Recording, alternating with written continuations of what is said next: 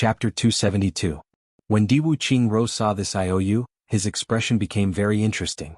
Diwu Qingro was already prepared to make a move on Heaven-Reaching Tower and capture people from Heaven-Reaching Tower. He would have to pay a certain price to Jun Shizhu.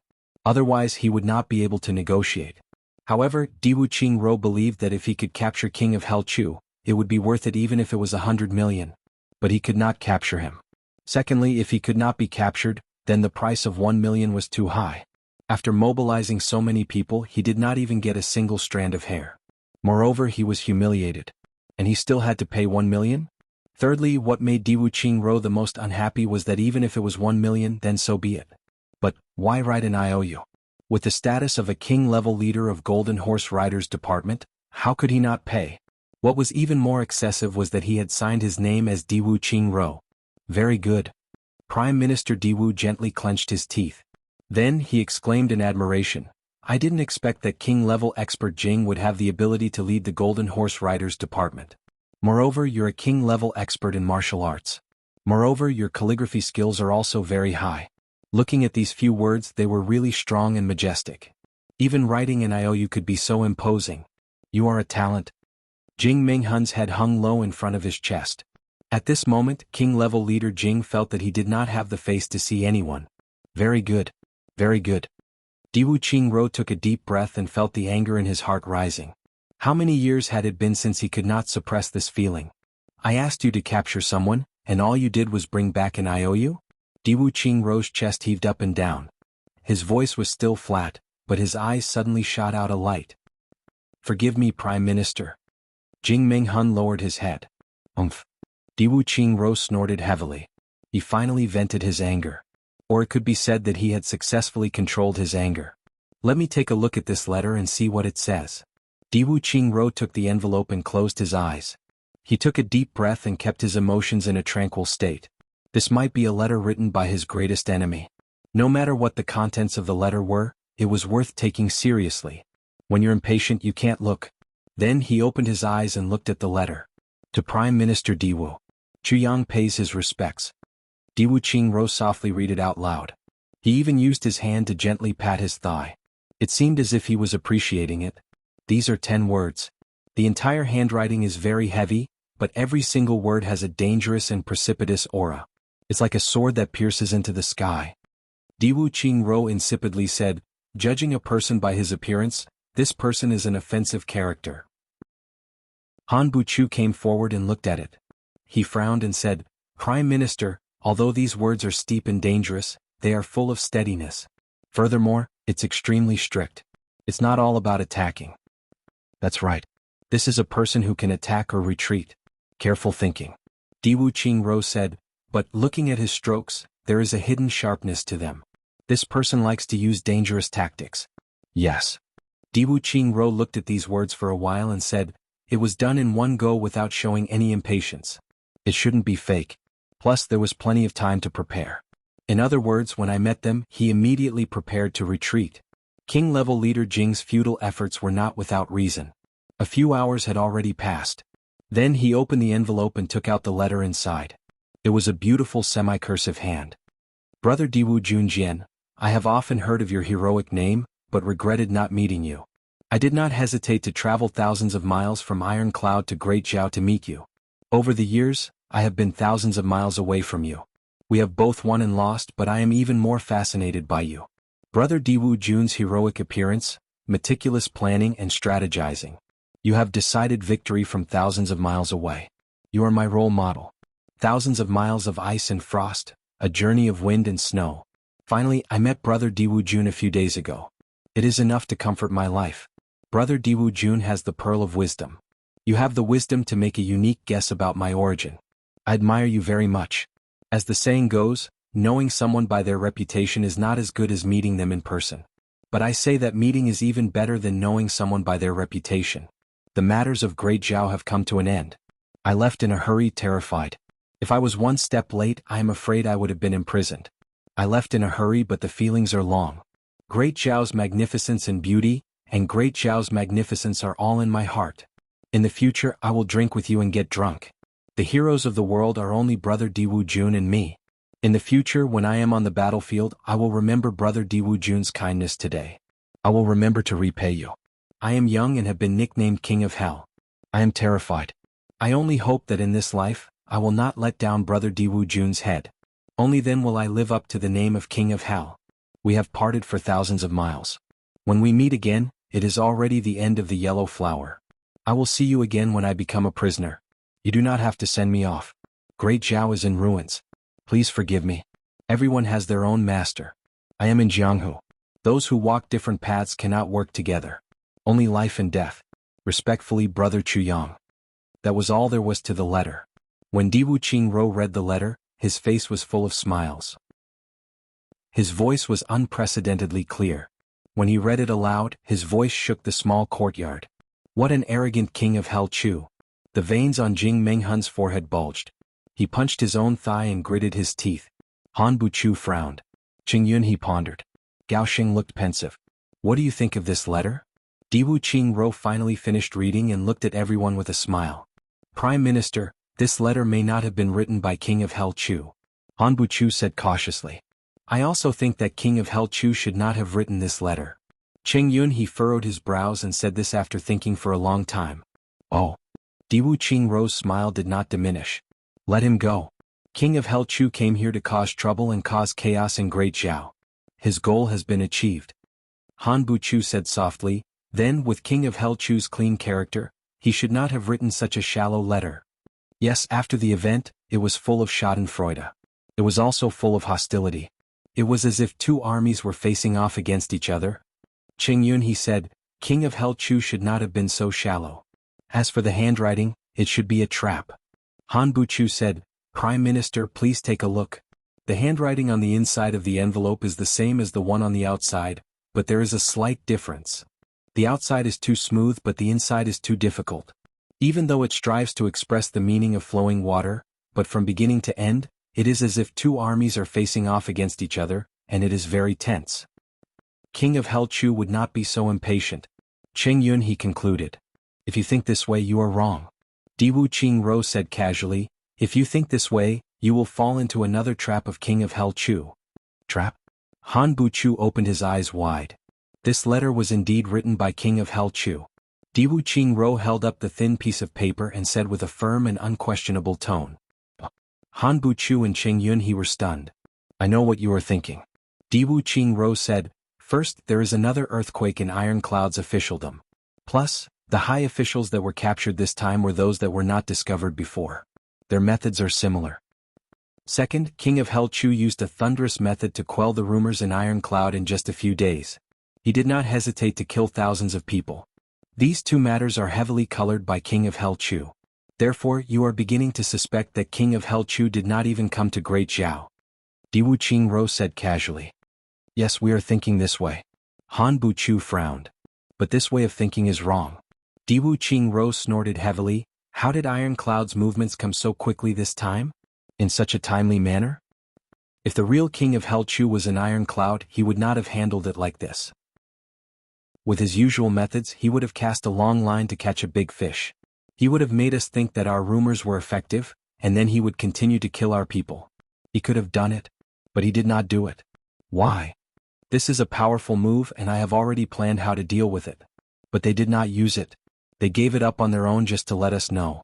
This is clearly because they are afraid that the real King of Hell Chu would have an accident in Great Jiao, so they deliberately released a smokescreen. This letter purposely uses an arrogant tone to provoke us and make us think that the real King of Hell Chu is not in Great Jiao. What? Moreover, when we think about it, the first thing that arises is that King of Hell Chu is still in Iron Cloud. The second is that King of Hell Chu came, but he has already left. Diwu Qingro sneered, when you have these two thoughts, you will be dragged by the nose by King of Hell Chu in the future. Until you are dragged into a dead end, you will not know that the person dragging you along is actually him. If it were you instead of me who was sitting here to preside over the overall situation, then I would announce that even if you were in Great Jiao, you would have been completely defeated by King of Hell Chu, and would have turned into ice-cold corpses. Diwu Qingro's voice was stern. Han Buchu, Qingyunin, and the others were sweating like rain. Even if it was me, even if I saw through his plan before catching King of Hell Chu, I could only do my best to minimize losses. It is impossible to completely avoid losses. Send this letter to my bedroom. Di Wuqing Rou said softly, I want to carefully study King of Helchu's handwriting. You should know that this is the only handwriting of King of Helchu that has ever been circulated outside. For us, this 100-something is priceless. Yes. Golden Horse Riders Department, continue to organize the evacuation. Evacuate some important things first. Yes. Chapter 273. Order Gao Shangjuan, Yan Qinghuan, and Wu Yongjun to lead the 3 armies to attack Limitless Sword God. We must attack Limitless Nation before summer arrives. Even if we cannot destroy it, we must at least tortoise them. The cold light in Di Wuqing Rou's eyes became deeper and deeper. Yes. Although Limitless Nation was in the middle of winter, it was not a hindrance to the army. In fact, it was even warmer than the north where flowers bloomed in spring. Every year during winter, the north would rest for the war to start in the south. When the north could start the war, the south would be so hot that it would heat up if they moved. But this time's dispatch was clearly different from the past. Han Buchu and Qing Yunhe's breathing became heavier. They realized that Di Wuqing Rou's order this time revealed a purpose. Next summer, the decisive battle with Iron Cloud would begin. And this battle would decide who would be the ruler of the world. When summer arrives, Limitless Nation can only tortoise them. This sentence contained too much information. Prime Minister Di Wu was finally going to make his move. After a series of responses, Di Wuqing Rou suddenly became silent.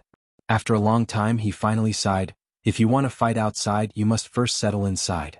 King of Helchu, I will let you take advantage of me first. Then he immediately said, Qingyun Manor, try to keep a low profile. Let the royalists gather and expose them. Put them on the list. If they can live peacefully with us, then that is fine.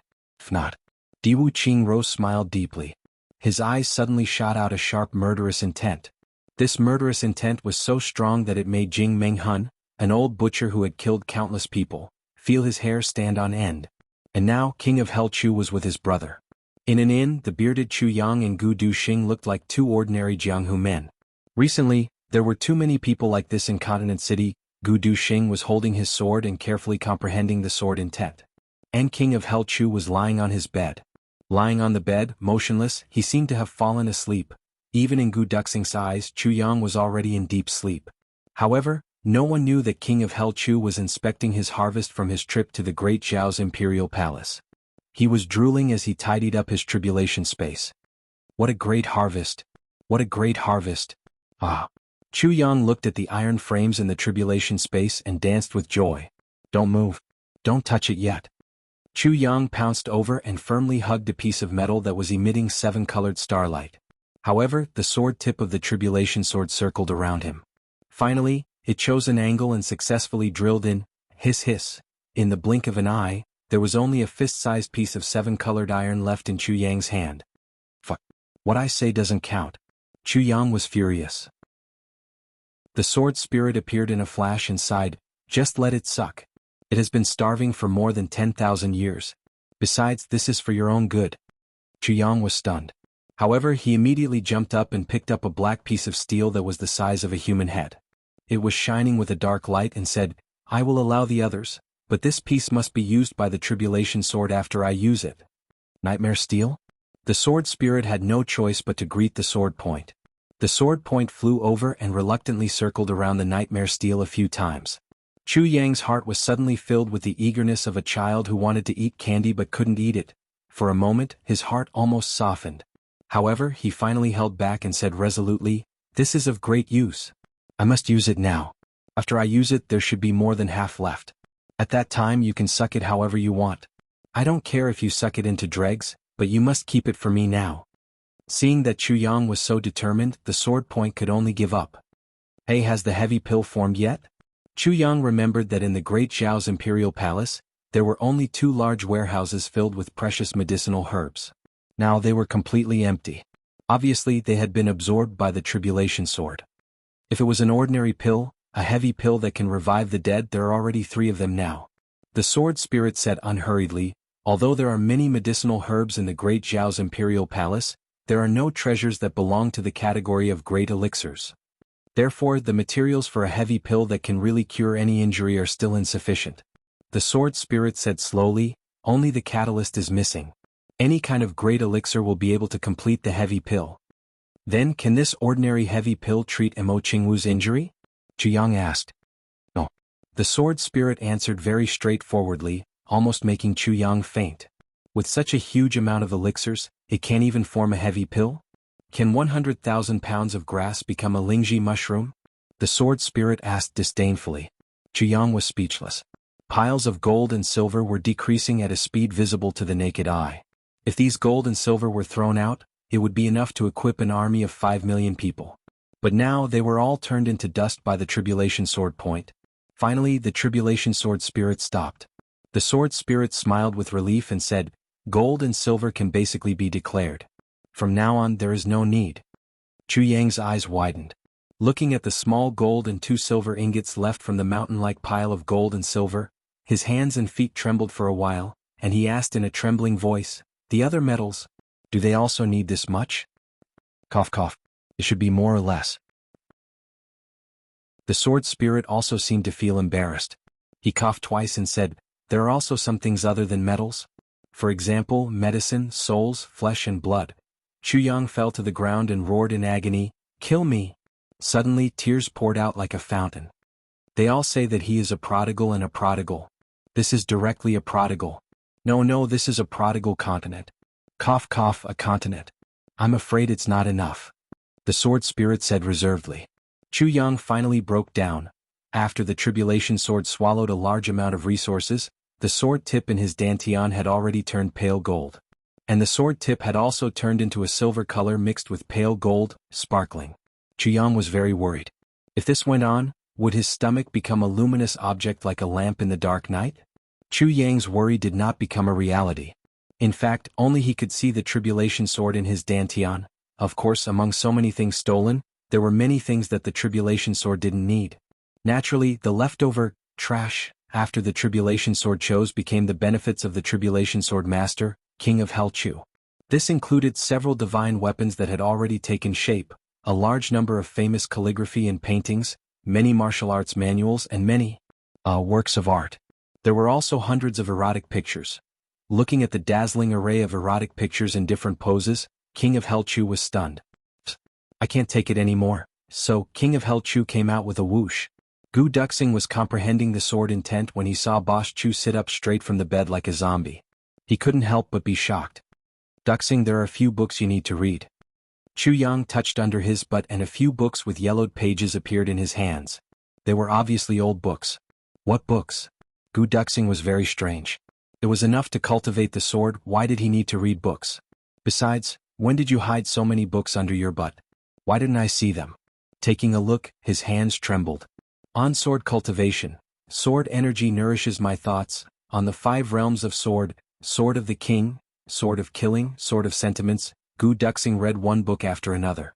The light in his eyes became more and more violent, and his hands trembled more and more. The authors of these books didn't necessarily have a high cultivation level, but they were filled with wonderful ideas. Moreover, they were all the painstaking efforts of their predecessors. One of them was actually the last realization of a sword scholar before his death. These books were condensed from the lives and time of countless predecessors. For Gu Duxing's current sword cultivation, it was tantamount to pointing out a bright path. Perhaps after he became a sword king, these books would not be of much use to him. But the current Gu Duxing was most in need of these things. Where did these come from? Gu Duxing clenched these books tightly, his face flushed red. It doesn't matter where they came from as long as there is something to read. Chu Yang said lazily, "Coming to Great Zhao once, you should at least have some harvest." This harvest is really not small. Gu Duxing hurriedly took a few breaths. Chu Yang smiled in his heart. Really not small? This is nothing. I even prepared a set for GMO Dong Wushang Luo Kadi, Miao Butong and the others. Besides, there is also the entire treasury of the Great Zhao Palace. There are many good things. In this matter, Chu Yang's only dissatisfaction was that there was still no way to treat Mo Qingwu's injury. However, there was finally a ray of hope. He only lacked the catalyst. He only needed a rare treasure like a rare herb and the heavy pill would be formed immediately. This news was quite comforting to Chu Yang. Besides, having 3 more heavy pills was equivalent to having 3 more lives. Whether it was his own or his brother's, it was a guarantee. Gu Duxing practiced his sword even more desperately. First, the Gu brothers died. Even though it was not his doing, it was Chu Yang's doing. Gu Duxing felt that this was no different from him doing it himself. Since it was his brother's doing, he had to shoulder it. Moreover, Chu Yang's main purpose in doing this was for himself. If not for him, no matter what happened to Gu Yenyang and Gu Yenyu, what did it have to do with Chu Yang? Why did Chu Yang have to personally take the risk to kill the two? Therefore, Gu Duxing was waiting to shoulder this responsibility.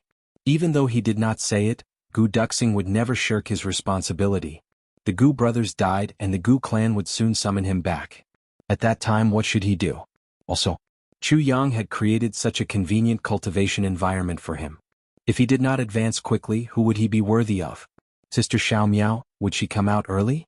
If she came out and found out that one of her brothers had died an unnatural death, even if they were not on good terms, would she be upset? It was night time again. This city was destined to not be peaceful. Finally, on this night, it was the most tragic night in history. A sword light, like the dark moon of the netherworld, faced the bright moon in the sky and shot up to the sky. Moonlight Sword. Chapter 274. The moon was bright and the stars were sparse. The brilliance of the waning moon was still as bright as ever in this pitch-black night. The hazy brilliance was still as dreamy as ever. After the previous fierce competition, no matter who it was, they were both physically and mentally exhausted. At this moment, everything was quiet. Many Jianghu people knew that they had no hope after the big clans participated in the competition and retreated one after another.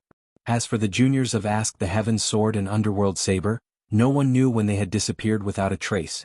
But in this tranquil place, a thunderous shout suddenly sounded out of nowhere, "Leave behind the Moonlight Sword before you go." Immediately after, a breathtaking sword light soared into the sky. A person leaped through the roof at lightning speed and fled at lightning speed. Behind him was another person who was also chasing after him with his sword light. Suddenly, one person chased after the other and disappeared into the distance. Compared to the appearance of the Sunlight Saber, the appearance of the Moonlight Sword was even more unexpected. But no matter how unexpected it was, an expert was always an expert. In the heaven-reaching tower, a loud shout was heard and a few people's silhouettes flew high in the sky with a brilliant pressure. They turned in the air and chased after him. Immediately, the entire heaven-reaching tower boiled over as one figure after another broke through the windows and chased after him like lightning. Sunlight Saber had already fallen into Ao Xieyun's hands, so the Moonlight Sword became even more important. Whether it was Mo Tianyun or the other elders, they were all burning with excitement and somewhat nervous. If Ao Xieyun had both the saber and the sword, once he obtained the secret, the strength of the Ao clan would far surpass them. This was a life-and-death crisis. As for Ao Xieyun, he was naturally even more anxious. Sunlight Saber was already in his hands and he was looking forward to the Moonlight Sword all day long. Once it appeared, how could he not go all out? The first person to discover and chase after him was a member of the Ao clan. The sword light went all the way to the west. Along the way there were people who jumped out to block it, but the person holding the Moonlight Sword did not stop and continued to rush forward. The sky was filled with bursts of bloody light. This person was much more vicious and merciless than the owner of Sunlight Saber. Those who block the road will die. He had used his actions to prove these words. He did not even need to say a word to let people clearly understand what he wanted to say. As the pursuers got closer and closer, the sword light suddenly stopped and fell down. Then he disappeared without a trace. The king-level experts looked all around. Some of them jumped high in the sky to look around, but they didn't find anything. Could he have escaped? Just as he was thinking about this, the sword light appeared again. It was about 1,000 feet in front of him, and it dashed swiftly against the wind. Everyone's spirits were lifted and they chased after him again. This time his goal was clear. There was a small hill in front of them. At the foot of the hill was a rather shabby-looking military camp. This unit had been stationed here for quite some time. The military flag was a little tattered. Even those who saw it would only think that it was an ordinary military camp. Only a few people knew that this was the headquarters of the Golden Horse Riders Department. The barracks were only a distraction. Everything under this small hill had already been emptied. In fact, the vastness of the underground space far exceeded that of the surface by several times. The invincible and undefeatable Golden Horse Riders Department was here. Dong Wuxiang dashed forward with his sword in hand, and Luo Kadi chased after him relentlessly. It was as if they couldn't live under the same sky as each other. Bang bang bang bang bang bang bang, they fought fiercely in front of the barracks. "Brother, let me live and I will repay you in the future." Dong Wuxiang roared with grief and indignation. "Less nonsense, I only want the sword in your hand." Luo Kadi was wearing a black mask, and his face was covered with frost. "You really don't want it?" "Absolutely not. You are forcing me." "So what if I force you?" "Why yeah, I'm so angry." "Woo, hand it over." Both of them mustered up their courage and roared at the top of their lungs with all their might. Their voices were completely devoid of any substance. Luo Kadi praised in his heart while fighting. "Damn it, you really can't judge a book by its cover. Dong Wuxiang, this guy looks like a taciturn gourd, but I didn't expect him to be so good at acting." The shadows of people flew in the distance. The first group of people arrived. Without saying anything, they rushed into the battle and grabbed the moonlight sword with their fingers like an eagle's claw. Dong Wuxiang was furious. He brandished his sword. That person snorted and blood flashed as his fingers were cut. But Dong Wuxiang's chest felt as if it had been hit by a sledgehammer. Blood spurted out from his mouth and nose as he staggered back. If not for the divine sword's sharpness, the sword would have flown out of his hand. The shadows of people appeared in the distance one by one, rushing over like meteors. In the sky, the glorious crown was also gradually gathered. Almost all the people had arrived. Everyone formed a circle, trapping Dong Wuxiang inside. Mo Tianyun stood at the front, his eyes flashing. Seeing that it was going to be a fierce battle, he was determined to get the moonlight sword. Ao Xie stood with his hands clasped behind his back, looking confident and at ease. If there was another martial arts competition, it would be meaningless. With Ao Xie strength he could still come out on top. But what should he do this time? "Are you all here to snatch the moonlight sword?" Dong Wuxiang stood with his sword in his hand, looking at the people around him with grief and indignation. Xie Danxiong sighed and said, "Warrior, you can see the current situation. You won't be able to protect it by relying on your own strength. So, it would be better if you honestly hand it over. That way you can still keep your life." "Hand it over? Hand it over to whom?" Dong Wuxiang sneered. Xie Danxiong was suddenly at a loss for words. Yes, even if the other party handed it over, who would he hand it over to in front of these people? Who wouldn't want it? Or rather, who would dare to take it if he showed off? The scene of Mo Tianyun obtaining the sunlight saber flashed in front of everyone's eyes, and they could not help but hesitate. The first person to obtain the moonlight sword, no matter who it was, would absolutely not be able to keep it. He would only become everyone's target and consume his strength. It was precisely because of such misgivings that everyone did not make a move at this moment without prior agreement. "What's wrong? Is it hard to decide?" Dong Wuxiang sneered in a strange voice. "I have a proposal, what do you think?" "What proposal?" "You people first fight. Those who should be killed will be killed, and those who should be eliminated will be eliminated. Only one person is left alive, and I will hand over the moonlight sword to him. How about it?" "Bullshit." Everyone was angry. "Do you really think we are all fools? What should we do? Stand here in a deadlock?" Dong Wuxiang waved his sword and asked coldly. Looking at the black-clothed masked man in the field, Dong Wu Lei suddenly felt a sense of familiarity. It was a kind of sudden and wonderful feeling, as if this person was very familiar and close to him. He could not help but ask, "Who are you?" Dong Wuxiang snorted and said, "Since you are here to snatch the sword, why ask who I am? No matter what, let's take it first." Li Xiong too roared and took the lead to rush forward. Dong Wuxiang looked up to the sky and laughed, "Come on." Unexpectedly, he did not evade, but rushed forward with his sword in hand. It was a head-on clash. Li Xiong too was known for his extraordinary strength in the three heavens, but this time he suddenly felt as if he had hit a mountain. His opponent's figure seemed to be only a little more than 50 kilograms, but the collision force at this moment was almost several thousand kilograms. It was as solid as an ice-cold iron block. Li Xiong too screamed loudly and flew out with blood spurting out of his mouth. 2 ribs in his chest were broken, and he cursed angrily before he landed on the ground. "Fuck. Who the fuck are you? Why are you so heavy?" Li Xiong too had collided with a bison in the past, but he had not suffered such a serious injury. Such a fact was hard for him to accept. Even if he had been defeated, it would not have been as shocking as this. Dong Wuxiang also retreated 5 steps and coldly snorted without replying. Li Xiong too had only looked at his figure, but he would never have thought that the unremarkable saber on the back of this black-clothed masked man in front of him was actually 570 kilograms. If the weight of the saber was added, it would not be much different even if it was less than 400 kilograms. Li Xiong too was caught off guard by such a weight, and the opponent's cultivation was almost the same as his. How could he not immediately suffer a big loss? Everyone's expression became even more cautious. Forget it, forget it. Dong Wuxiang looked at the splendid crown on his head, and suddenly shook his head dispiritedly. I thought that after obtaining this moonlight sword, I would be able to concentrate on refining, and be invincible in Jianghu. But I never thought that such a great treasure would not be something that I could possess. He let out a long sigh and said in a desolate tone, Sword, ah sword, don't tell me that I am not fated to be with you? The sadness in these few words was overflowing with words and expressions. Everyone's heart was moved. The next moment, second young Master Dong suddenly looked up to the sky and roared, But if I can't get it, don't think that you can get it easily. Suddenly he let out a long roar and straightly jumped up. This jump was more than 10 feet high, and under the bright moonlight, the moonlight sword was shining brightly, as if it had merged with the bright moon in the sky.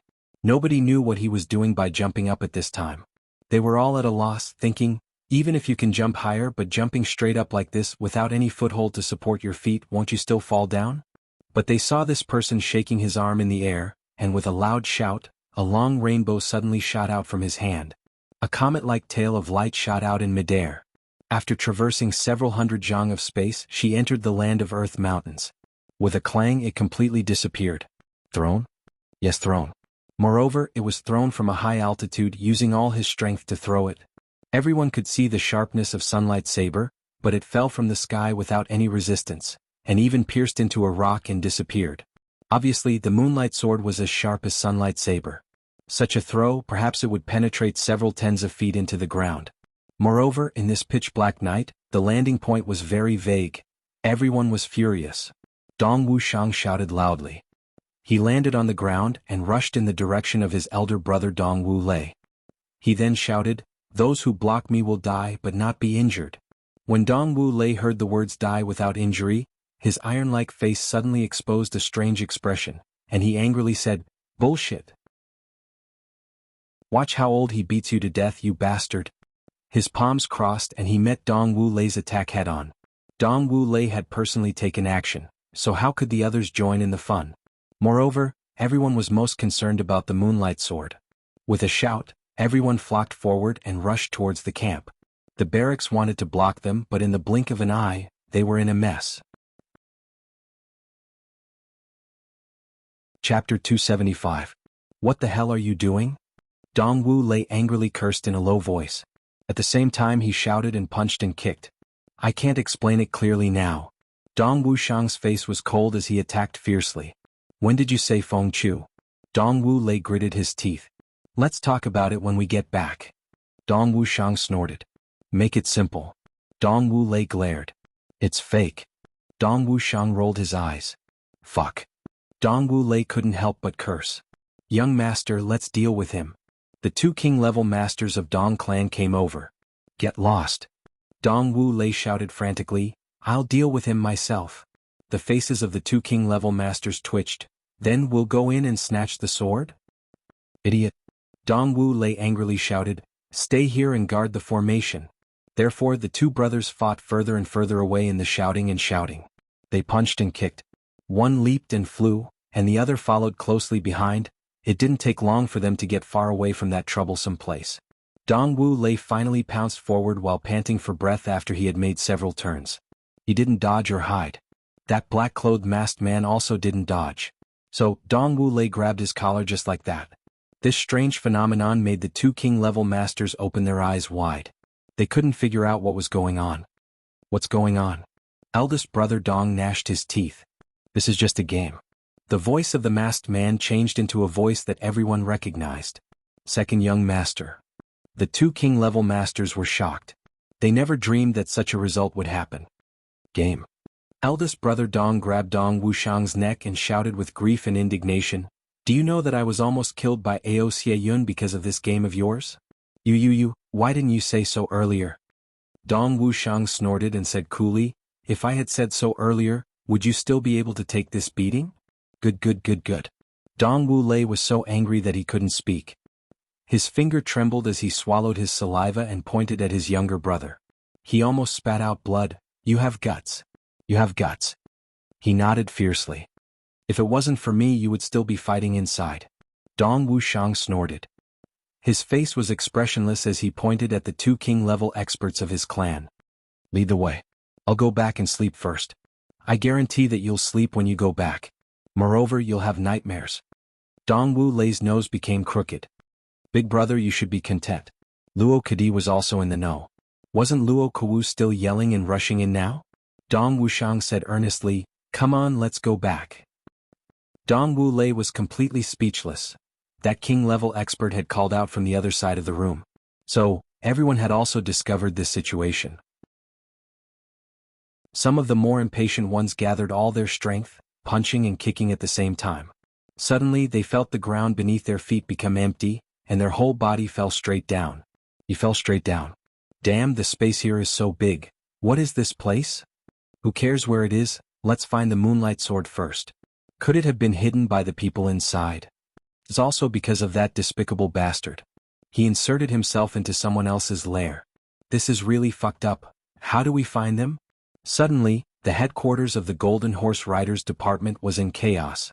One after another, the place collapsed with a bang, filling the air with smoke and dust. Then, a crashing sound could be heard from the other side as if a landslide had collapsed. The ground was empty. So, how could it withstand the torment of these king-level experts? In an instant, screams could be heard one after another. Chu Yang and Gu Duxing held their breaths and hid their traces. Taking advantage of the chaos, they also entered the Golden Horse Riders Department. This was really a heaven-sent opportunity. If not for the matter of the Moonlight Sword today, if not for Diwu Qingrou's order to withdraw the personnel here, if not for, under such circumstances, the biggest enemy of the Golden Horse Riders Department, King of Hell Chu, could actually come and go as he pleased in the headquarters of the Golden Horse Riders Department. If it was in the past, wouldn't this be a joke? Today, the two's main task was to release those Jianghu people who had been captured by the Golden Horse Riders Department. According to Chu Yang's investigation, those people were basically locked up here. Of course, the second auxiliary task was to thoroughly destroy. But things were so coincidental. After Chu Yang and Gu Duxing entered, they went straight underground. After passing through 3 levels, they found that the ground below was also a pot of chaos. But what made Chu Yang the happiest was that there was a guy holding a sword, excitedly rushing out. Damn. Isn't that the main culprit of this chaos, the Moonlight Sword? Chu Yang's eyes widened. Dong Wuxiang's throw actually caused the sword to penetrate more than 300 feet into the ground? Isn't this strength too great? Of course, this was not the time to sigh at Dong Wuxiang's strength. Chu Yang flashed forward and with a puff sound he pierced through that guy's heart, snatched the sword, and immediately started a massacre with Gu Duxing. The enemy has mixed in. Not good. Chu Yang and Gu Duxing killed all the way inside. After killing half of the mountain, they found that they did not even meet a single martial great master. Most of them were martial artists and martial masters. It could be assumed that those experts had been transferred away by Diwu Qingrou. Chu Yang's teeth itched with hatred. This bastard, it seems that he already expected that I would wantonly wreak havoc here, and actually made preparations in advance. This is really too unpleasant, too unpleasant. The next moment, the Moonlight Sword was already inside the tribulation space. He put it away. Why did you put it away? Gu Duxing was somewhat puzzled. Stupid, if I put it away, wouldn't they not be able to find it? Chu Yang said, but they clearly saw that it fell here. If they can't find it, why don't they look for it with all their might? If they can't find it in 1 day, then they can find it in 2 days. If they can't find it in 2 days, then they can't find it in 3 days. Gu Duxing broke out in cold sweat. He could see through Chu Yang's plan. He simply wanted to completely destroy this place. And he didn't even have to lift a finger. The rumbling sounds were getting closer and closer. Everyone only hated their parents for not giving birth to them with 2 more legs. Quickly, a group of madmen is coming, this mountain is about to collapse. Chu Yang and Gu Duxing were also running rapidly. It should be over there, Chu Yang said. Gu Duxing rolled his eyes in disdain. When they reached here, the screams were almost deafening. Let us out. We want to go out. If they still didn't know, then they would be really slow. Chu Yang didn't say anything and flew forward. With a few shwa shwa shwa sounds, the huge iron chains of the 3 prison cells were cut off, and a stream of people rushed out like a tide. Shwa shwa shwa. Chu Yang continued to work. Not long after, all the prison cells were opened. It was obvious that these people's powers had been restricted. That was why they were trapped in this cell and could not rush out. But it didn't matter. As long as they could get out, everyone would have their own way to break this kind of imprisonment. Mo Tianyun and the others carefully searched layer by layer, but they did not find anything. When they reached this place, they were met with a black mass of people rushing out. These men were caught off guard and trampled into meat patties, but Chuyang was looking for something else. What are you still looking for? I'm looking for the treasury of Golden Horse Riders Department. Chuyang said with a headache. This guy is addicted to making money. He is actually looking for some unexpected wealth here. Diwu Qingro already guessed it. Do you still expect him to keep it for you? Gu Du-shing curled his lips. Then there's nothing. Let's go. Chuyang raised his head in disappointment and followed behind the crowd. Together with Gu Du-shing, he assumed a clumsy posture as if his strength was being restrained. Then the two of them swayed as they ran out. They passed by Mo Tianyun, Xie Dan-qiong and the others. Then the men went to the lower level. After a long time, boom. With a loud explosion, the entire hill collapsed, stirring up dust dozens of feet high. It's really spectacular.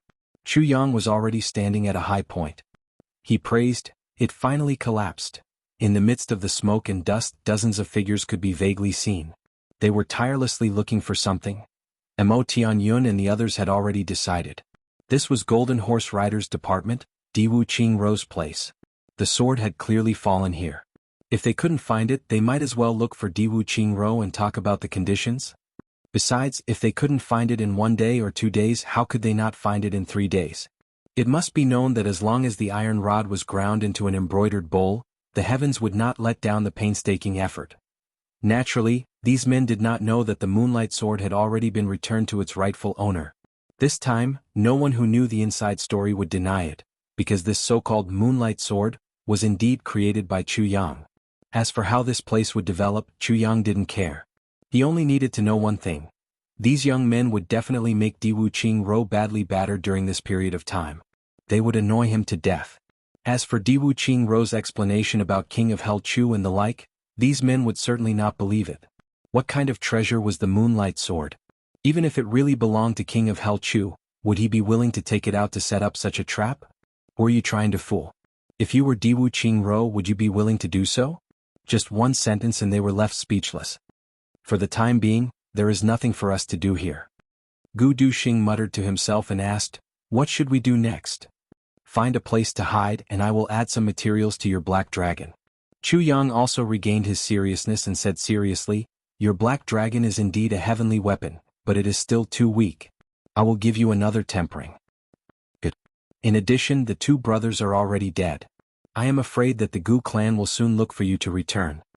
Chuyang said lightly, I estimate that we will have to separate before summer. During this time I want to make some preparations. Preparations? Yes. There are some things that I need you to bring to Dong Wushang Gmo Luo Kadi and In Butong. Chuyang said softly, there are also some things that I need you to bring to Xiao Wu. In addition, I also have some things that I need you to do in these 3 days. Chu Yang's worried and distant eyes seemed to penetrate the barrier of the sky and went to Mo Qingwu's side. Chapter 276. 3 days later in the Mo clan. Mo Qingwu's small body was curled up on the steps in front of the door. Her 2 small hands were supporting her cheeks as she stared blankly at the empty space in front of her. In her arms, a worn-out scabbard was quietly nestled in her arms. Sigh. The little girl sighed sadly. At such a young age, her sigh was heavy and full of vicissitudes of life. During this period of time, Mo Qingwu felt that the whole world had changed. Everything in the past was now unrecognizable. The elixirs used for cultivation had obviously dropped by dozens of levels. As for the priceless purple crystals used for cultivation, she couldn't even get a single piece now. In the past, the elders of the clan would often come to see her and urge her on her cultivation progress. Then, they would coax her with a satisfied smile for a while before leaving in satisfaction. Now not a single person came. In the past, when her father saw her, he would always pick her up and happily lift her up in the air, laughing heartily. But now, she hadn't spoken to her father for a few months. Even if they met, it was only twice in a hurry. Whenever her father saw her, he would always sigh, and then leave, as if he was running away from something. Over time, Mo Qingwu's little heart became colder and colder. Father doesn't like me anymore, because my 3-yin meridian is crippled. But, with my 3-yin meridian crippled, am I no longer his daughter? Am I no longer Father Xiaowu? What? Is the three meridian so important? Is it more important than a daughter? The clan's power, a person who can't contribute to the clan in terms of martial arts, is there no value at all? I have no value at all? Mo Qingwu asked herself softly in her heart. Big drops of tears rolled down her cheeks. I don't want much, I just want my father to hug me, I want my father to kiss me. I want to laugh in my parents' arms for a while, no, even cry for a while, I just want to feel a warm embrace. But now no one is willing to hug me, or maybe I'm no longer useful in the clan. Thinking of the conversation between her father and mother that she overheard that day, Mo Qingwu suddenly felt sad. Xiaowu is now. Aren't you going to comfort her? She's so young, how can she bear it? Mother's reproachful voice. Even if you can't bear it, you still have to bear it. His father's voice let out a long sigh. No one can bear falling from the peak. But if she couldn't accept it now, she wouldn't be able to accept it when she grew up. Therefore she must learn to accept it. I'm afraid that comforting her now will only harm her. Then, is there really no hope for Xiaowu's fiancé? Her father sighed deeply and said, let's wait and see. If any family comes to propose marriage, her mother started sobbing. Her sobs were filled with sorrow for her daughter's future. If any family comes to propose marriage. Mo Qingwu was young, but she had grown up in a big clan. So, how could she not understand the meaning of this sentence? Am I going to be reduced to a tool for those clans to form alliances through marriage? From that moment on, Mo Qingwu's heart had truly turned cold. Second brother didn't come to see me anymore. He had constantly sent people from the Zhanglan battlefront to deliver small gifts and toys. Now, Mo Qingwu's bedroom was filled with those little things. But that's not what I want. That's not it. All I want is kinship. Mo Qingwu's heart was screaming. She was incomparably miserable. All the things that Mo Tianji had sent over had been thrown into a corner by her like a pair of worn-out shoes. Perhaps, in this world, there is only one person who still cares about me and still likes me, regardless of what I have become. Mo Qingwu hugged the scabbard in her arms and gently pressed her delicate little face against the worn-out scabbard. Scabbard, you know, don't you? Mo Qingwu murmured in a low voice, only big brother Chuyang truly likes me. He truly doesn't dislike me. When I met brother Chuyang, my 3 meridian was already crippled. I didn't know at that time, but brother Chuyang played with me every day and told me stories every day. He even gave me a saber. Looking at them, I knew that the saber was very, very good. Humph, that was given to me by brother Chuyang. My saber made them break their heads to snatch it. Mo Qingwu smiled proudly. But, her tears flowed down along with her smile. Do you know that the saber that you shed all pretenses of cordiality to snatch was only a toy that elder brother Chuyang gave me? Brother Chuyang, I miss you so much. Mo Qingwu looked at the empty space in front of her and said weakly, I don't want to stay here anymore. I don't like here although this is my home. Miss, it's cold outside, let's go inside. A maid walked over softly. Okay. Zhen Qingwu wiped her tears and stood up with the scabbard in her arms. Her little face became expressionless again. Mo Qingwu's experience during this period of time had greatly changed her state of mind. Since no one cares about me and no one cares about me, even if I want to cry, I won't let anyone see it. Even if I'm sad, I'll only be sad in my heart. I won't let you see me as a joke. I'll only cry when I see brother Chuyang. The atmosphere in the Mo clan was somewhat gloomy these days. Zhanglan battlefront had undergone drastic changes. The martial arts training ground of the major clans was in turmoil during this period of time. The seal had cracked open. Zhanglan battlefront was filled with all kinds of spirit beasts. The territory was vast, and the pelts and cores of the spirit beasts were very popular goods. Moreover, Zhanglan battlefront was a place similar to the wilderness. Humans couldn't live in it. Therefore, every time they entered it, they would rush out after obtaining what they needed. The major sources of income for the major clans basically came from there. Zhanglan battlefront was also the best testing ground for the martial arts of the younger generation of the clans. As long as the younger generation didn't go deep into Zhanglan battlefront, they could challenge and kill ordinary spirit beasts. Not only could they hone their martial arts, they could also earn income and increase the clan's foundation. It was also the best place for the younger generation to make a name for themselves.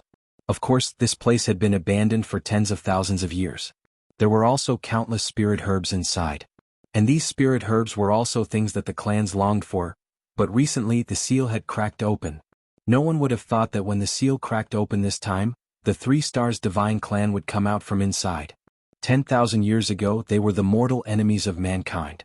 After the 3 Stars Divine Clan came out, they occupied a large area. Then they used their innate talent to urge the spirit beasts to form one area after another within Songlan battlefront. Everyone minded their own business. But once a human entered, they would rise up and attack him. This was equivalent to the originally unorganized and undisciplined spirit beasts transforming into a well-trained army. And these areas were gradually expanding. So far, there was a faint momentum of expanding beyond Songlan battlefront. For the major clans of the lower heavens, this was absolutely unbearable. Therefore, after New Year's Eve, the major clans held on for a period of time. Without prior consultation, they issued a mobilization order and a summon order. They ordered the people outside to immediately rush back to Songlan battlefront, lower 3 heavens, Great Zhao Prefecture City. Chuyang and Gu Duxing were nestled in a place. They hadn't moved for a long time. Both of them were digesting the results of this trip. Gu Duxing's cultivation had broken through to 4th grade revered sword artist 2 days ago. He had taken another solid step forward. And Chuyang didn't let him go either. Calamity Sword. After robbing the Great Zhao Imperial Palace, Calamity Sword had absorbed the residual medicinal efficacy in his meridians. Unexpectedly, it had made him advance rapidly and broke through to 1st grade revered martial artist. Even though the sword spirit was trying to suppress it, the sword tip and sword edge seemed to have something to rely on. It madly rushed forward.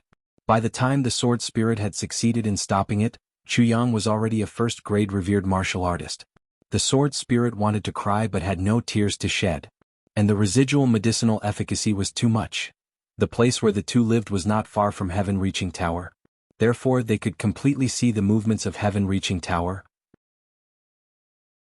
The major clans didn't find anything in the ruins of Golden Horse Riders Department. As expected, they found the Qingxiang residence. The conditions were, Mo clan, as long as the Prime Minister can make Golden Horse Riders Department hand over the sword, we will do whatever we want. Ao clan, as long as the Prime Minister can make Golden Horse Riders Department hand over the sword, we will do whatever we want. Xia clan, as long as Li clan, as long as Tu clan, as long as O clan, as long as, of course, they all spoke in unison. As long as Prime Minister Diwu doesn't make Golden Horse Riders Department hand over the sword, we will do whatever we want. For the first time in his life, Diwu Qingro tasted the feeling of being badly battered. Ao clan, Mo clan, and Xia clan were easier to deal with. Their words were softer. However, Tu clan was unreasonable. Tu Qianhao lived in the Prime Minister's residence and said, "If you don't give it to me, I won't leave." As for Li Xiongtu, he commanded his king-level experts to compare notes with Golden Horse Riders Department every day. He said, "Compare notes just once. Well, if you don't give it to me, then I will beat you until you give it to me." Diwu Qingro wouldn't have cared if it was an ordinary person. He would have directly ordered them to be expelled, locked up, or killed. However, these people were the treasures of the 3 great clans. They weren't ordinary people. How could Prime Minister Diwu endure this? He urged Jing Menghun more than once, "It's best to quickly find that sword and then throw it out. Let them fight amongst themselves and do whatever they want." However, Jing Menghun was depressed. "Where can I find that sword?" Jingyu Master was also very anxious. In fact, he had to swallow his anger and gather his subordinates. He couldn't blame the other party for destroying his headquarters. Instead, he had to help them find the sword. However, the small hill was turned over and over again. Almost every stone was knocked open and turned into powder. The entire hill was flattened and then turned into a big pit. The pit got deeper and deeper, but they still couldn't find the sword. So much so that this place became a fertile field in the end. There was no other place where the soil was more delicate and fertile than this place. Chapter 277. Vote Golden Keyboard Award link. QDRGG in the Royal Palace, Emperor Zhaozha was shivering. This emperor grew up in a sheltered place. He never dreamed that Diwu Qingrou's methods would be so ruthless and bloody. He did not leave any leeway. He did not care about the dignity of the royal family. He did not care about the lives of tens of thousands of people. He did not care about the military officials. There was only one word for everyone in his hands: kill. The imperial concubines were huddled together. Their faces were pale and bloodless. Their bodies were shivering like the wind. Prime Minister Diwu has arrived. A soldier at the door announced with a blood-stained saber. But it sounded like a death knell. Diwu Qingro has arrived. Emperor Zhaozha's lips turned purple. He said with a trembling voice, What is he doing here? No one answered him. There was only silence. The sound of steady footsteps was heard. Diwu Qingro had a gentle smile on his face. He calmly walked in step by step. He was wearing an ordinary cotton robe, and with his hands clasped behind his back, he walked in leisurely. His expression was still elegant and calm. It was as if he did not care about anything. But Zhao Zhi seemed to see a demon from hell covered in blood. His eyes turned white and he almost fainted. "Greetings, Your Majesty," Diwu Qingro greeted. Good. "Greetings, Prime Minister." Zhao Zhi tried hard to control his facial muscles. He wanted to show a smile and not lose his temperament. But he did not succeed. Diwu Qingro stood with his hands behind his back. He slightly glanced. A guard quickly brought a chair and placed it behind him. Diwu Qingro smiled and sat down gracefully. "Your Majesty. You and I are monarch and minister. It is fate." Diwu Qingro smiled and sighed. He said, "I originally thought that we could work together to unify the country and stand at the peak for the world to worship. I have the ability to unify the country and I also have the courage to do so. It is a pity that Your Majesty does not trust me." Diwu Qingro sighed and looked at Zhao Zhi with pity. "Why bother? Yes, it is my fault." Zhao Zhi did not dare to look at him. He said with a trembling voice, "Yes, I was really wrong." Diwu Qingro chuckled. "Back then you didn't trust me. I had no choice but to find an opportunity on the battlefield to seize power. But I didn't expect that it would be much better than you giving me military power." Diwu Qingro slightly narrowed his eyes. It seemed as if he was recalling the tragic battle of those years. One exchange after another, one battle after another, I, Diwu Qingro, have built up my reputation. I have also accumulated countless military merits. You have no choice but to reward me. And when it reached a certain point, all the commanding power in the front line was in my hands. The overall situation was set. You are no longer able to control me. Diwu Qingro's voice paused for a moment. Then he continued, "Next, I will go on expeditions to the south and the north. Firstly, I will eradicate my enemies. Secondly, I will be an omnipotent commander in the eyes of the world. Even in the eyes of Iron Dragon City, I was the one who was in control of the battle. For the sake of great military exploits. But he was wrong. What I want is not military merit but power." Diwu Qingro said casually, "During that time the entire Great Zhao Empire's 12 million soldiers were deployed to the battlefield. What I want is familiarity with the army. I want the trust of the generals in the army. And I want to have control over each army. Because I know that you won't give me those things. So I can only fight for them myself." Countless ships and traps. Although Ironclad's losses were huge, Great Zhao's casualties were much more than Ironclad's. Because there were too many people who were personally set up traps and led into Great Zhao's ambush, and those people were loyal to His Majesty and Great Zhao. But because I didn't trust you, I didn't trust those people. So I wanted people who were loyal to me. Diwu Qingro. Diwu Qingro let out a long sigh. Finally, when the war came to an end and Ironclad was weakened, I stopped fighting and returned to the court with unparalleled military merits. Everyone thought that I deliberately gave Ironclad a chance to breathe. But that was not the case. Diwu Qingro said, because at that time I only had the army and no politics. So I had to come back and create a political situation that I could control. And at that time the royal family's control over the country was still very strong.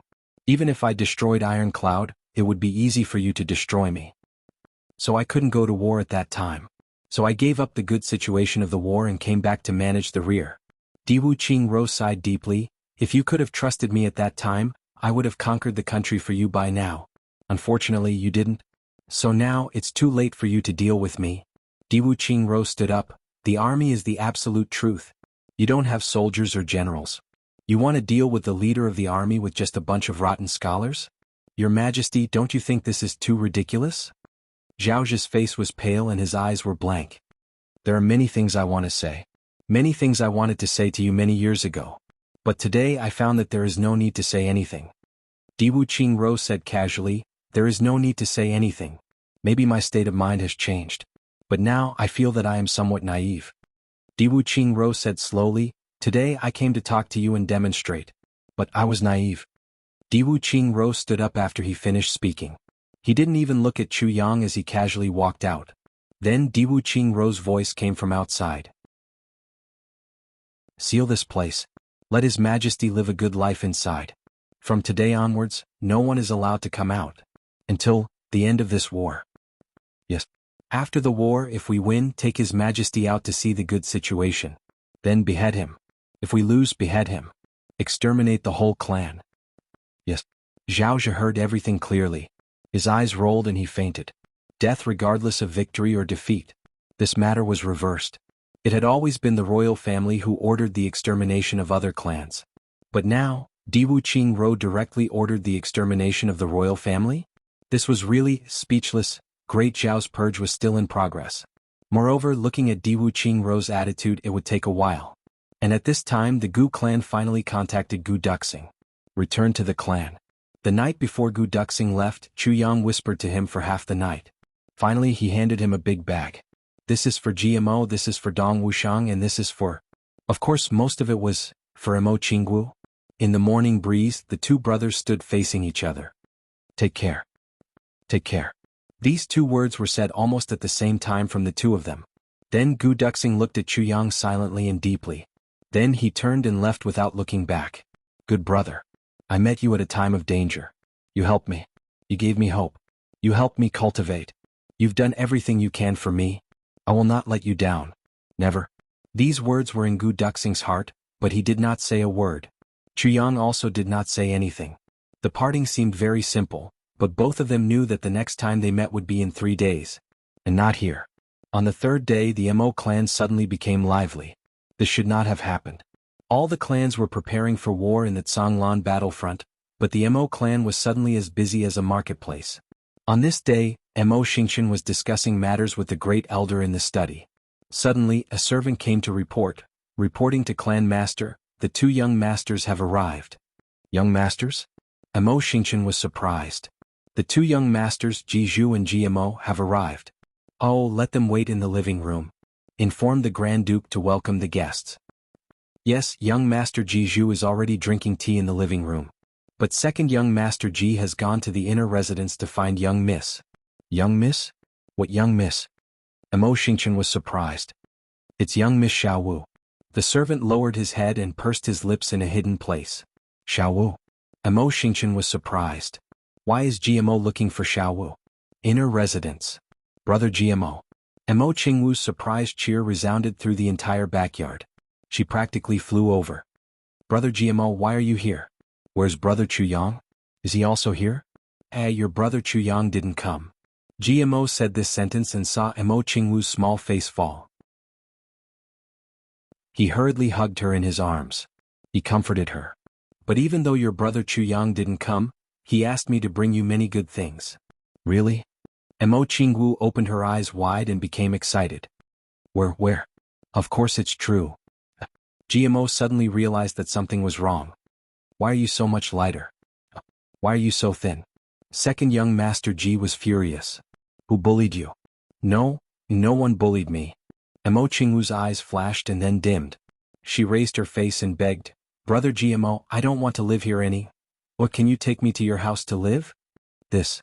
GMO hesitated. No. A voice came. Xiao Wu, this is your own house. How can you leave? The one who spoke was an elder from a branch of the Mo clan. He was under the orders of the clan master to invite GMO to the hall. Xiao Wu, what happened? GMO put down Mo Qingwu and slowly stood up. He looked at the king-level master of the Mo clan. Second young Master Ji, this. The master hesitated for a while. Seeing GMO's face become more and more ugly, he finally pulled GMO aside and whispered in his ear. 3 Meridian was destroyed? GMO was stunned. After he came to Heavenly Armament Pavilion, Chu Yang didn't tell him about Mo Qingwu's 3 Meridian being destroyed. So he only knew now. Chapter 278. As the younger brother of a big clan, GMO certainly knew the fate of such people who lost their future. He couldn't help but sigh. But this was the Mo clan's internal affairs. Although he was a cousin, it was inconvenient for him to intervene. He could only silently decide in his heart, if there is really a key, then I must do my best to find a good home for my cousin, so that she won't suffer for the rest of her life. You go first. I'll accompany Xiao Wu. I'll be there later. GMO said. Mo Qingwu watched from the side. Her eyes were filled with tears. Her little hands were clasped together, full of uneasiness. Xiao Wu, come. Take a look at the gift that Brother Chuyang asked me to give you. GMO forcibly suppressed the pain in his heart and pretended to be happy. He took Mo Qingwu's little hand and went to her room. Come, take a look at what this is. The first thing GMO took out was a medium-sized jade bottle. Inside this bottle was the vitality spring water that Chuyang had asked him to bring. A big bottle. What is this? Water? What? Mo Qingwu looked at the jade bottle suspiciously. The next moment she gently stroked it. She raised her face and asked hopefully, this jade bottle, is it Brother Chuyang's? Yes. GMO scratched his head. Chuyang's jade bottle? What's precious is the water inside, okay? Brother Chuyang? Mo Qingwu suddenly hugged the jade bottle tightly in her bosom. Big drops of tears fell from her eyes. At this moment, seeing this jade bottle, Mo Qingwu felt as if she had seen Chuyang himself. The pain that had been suppressed for several months suddenly rushed up like a flood. She cried for a long time. GMO was at a loss. He completely didn't expect that a mere jade bottle would make Mo Qingwu so emotional. After a long time, Mo Qingwu finally stopped sobbing. Drink it quickly. This is a priceless treasure, the vitality spring water. GMO lowered his voice and said, your brother Chuyang repeatedly told me to watch you drink it with my own eyes. But I can't bear to drink it. Mo Qingwu blinked her big eyes and looked at GMO. There's no more after drinking it? Silly girl, what is there to be reluctant about? GMO hurriedly advised. After drinking this, your body will improve a lot. Moreover, even if you get injured, it won't leave a scar. But I still can't bear to drink it. Mo Qingwu was on the verge of tears. Can I keep it? But if you don't drink, Big Brother GMO will be angry. Ji Mogwan said in confusion. But seeing that it didn't work, he could only say, if your big brother Chuyang knew that you didn't drink the vitality spring water, that he went through untold hardships for you, he would be heartbroken. Then I'll drink. Mo Qingwu hurriedly nodded vigorously. I'll drink it right away. Seeing Mo Qingwu raise her head and gulp down a bottle of vitality spring water, GMO was stunned. Chuyang's power is so great. After drinking the vitality spring water, Mo Qingwu hugged the jade bottle to her bosom. Brother Chuyang, what else did you bring for me? Mo Qingwu asked hopefully. Yes, and this, GMO simply untied the bundle. Inside was a pile of toys of all shapes and sizes. This is good. Mo Qingwu fiddled with it a few times with her small hands and found a bow. It was made of red cloud steel and star iron. It was bright red, reflecting the specks of starlight. It was extremely beautiful. GMO's lips twitched. Every time he saw this bow, he had this reaction. Using the essence of red cloud steel and star iron to make a bow to coax a little girl to play with. In this world, only Chuyang would be so extravagant, right? This must be given to me by Big Brother Chuyang. As for the rest, Big Brother GMO bought them yourself, right? Mo Qingwu tilted her head and looked at the bow lovingly as she asked casually. How do you know? GMO was dumbfounded. Mo Qingwu's casual words were the truth. Because this is the only one I like. Mo Qingwu wrinkled her nose. Her smile revealed a long-lost happiness and wisdom. She said, only Big Brother Chuyang knows what I like. As she said, she looked at GMO with some disdain. She pouted and said, you don't know. GMO fainted. Big Brother GMO, I still have to thank you. Mo Qingwu cherished the jade bottle and the bow in front of her chest. Her face revealed a satisfied smile. Thank you for bringing them to me. You're welcome. You're welcome. GMO suddenly felt very uncomfortable in his heart. Mo Qingwu, the young miss of the Mo clan, was now so coincidental. I'll go and discuss it with Uncle. GMO wanted to say something, but he swallowed it back. He thought, if Uncle doesn't agree, I'll stay and accompany her. No, I can't stay. Songlan Battlefront is still waiting for me to fight. Besides, even if I take her to my house, if I'm not there and Big Brother is not there, who can she play with? He shook his head and sighed. He returned to the hall. He told Mo Xingqian about the idea of taking Mo Qingwu to stay for a few days. Sure enough, Mo Xingqian thought for a while and refused. He said, if it's a normal time, it's fine to go and stay for a few days. But now all the big clans are dealing with the 3 Stars Divine Clan in Songlan Battlefront. Why are you still looking after the child? Let's wait until this matter is over. Jizhu and GMO had just left. Mo Xingqian was about to rest when he heard someone reporting to Clan Lord, the 2nd Duke of the Luo clan is here to visit Miss Xiao Wu. Luo clan? Luo Ergong? Here to visit Xiaowu? Mo Xingchen was really startled this time. Ji Zhu and Ji Mo visiting Mo Qingwu was understandable. After all, they were cousins. But why did this Luo Ergong come? Didn't he know that the Mo clan and the Luo clan were enemies? The two clans had been fighting each other for more than 100 years. It could be said that there was an irreconcilable enmity between the two clans. This Luo Ergong actually came to visit Xiaowu at this time? Did he have an ulterior motive? Knowing that our clan's genius was crippled, he deliberately came to humiliate us? But even so, he was really too audacious. You should know that if things go wrong, this Luo Ergong may lose his life here. Please come in. Mo Xingchen said indifferently. He stood up at the same time. I'd like to see what this Luo Ergong is here for. Luo Kudi, dressed in a snow-white robe, walked in under the hostile gazes of everyone in the Mo clan. He was calm and collected, not looking sideways. Although Luo Kudi was usually very funny, and his style of doing things was also very unconventional, he was a person who valued relationships the most. Chuyang is my boss. Boss once said that when I have the chance I should come and dance. Then I must do it because I promised. So what if the Luo clan and the Mo clan are enemies? When I promised boss we were already enemies. If I didn't want to come, I wouldn't have agreed at that time. But since I promised, even if we are enemies I will still come. Even if I die I will still come. So I came. Under the astonished gaze of Mo Xingchen and the watchful eyes of everyone in the Mo clan, Luo Kudi walked into the Mo clan. According to his request, he met Mo Qingwu. What happened next made even the experienced and knowledgeable Mo clan lord, Mo Xingchen, drop his glasses. Xiaowu.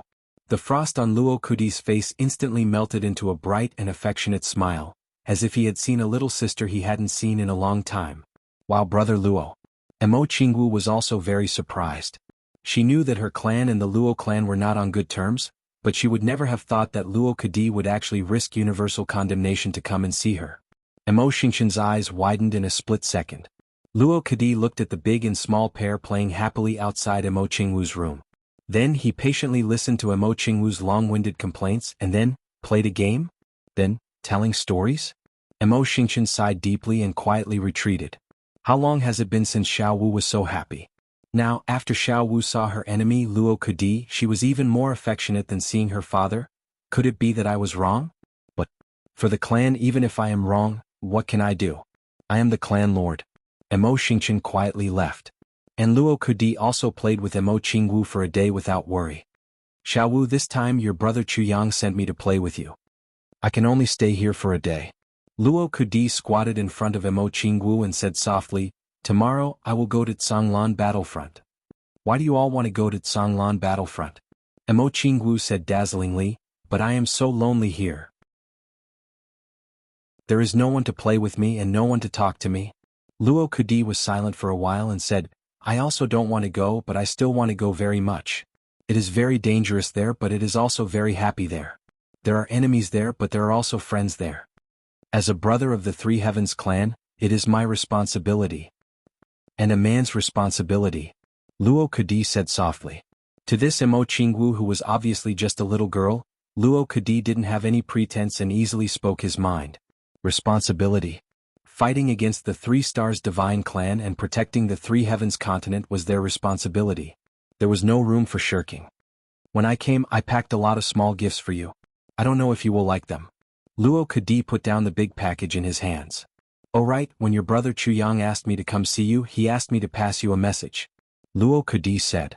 What message? Mo Qingwu hurriedly raised her head and pricked up her ears. He said, Little Wu you must be happy. Luo Kudi said, Brother Chuyang will come to find you and pick you up. Mo Qingwu was stunned. Tears flowed down her white and tender cheeks. For a very long time she had been looking forward to hearing these words. She had been looking forward to someone to take her away. And today she finally got these words from Brother Chuyang. For a moment her little heart suddenly felt sour. She was so happy that she wanted to cry. Luo Kudi left. After all he was an enemy of the Mo clan. He couldn't stay here for too long.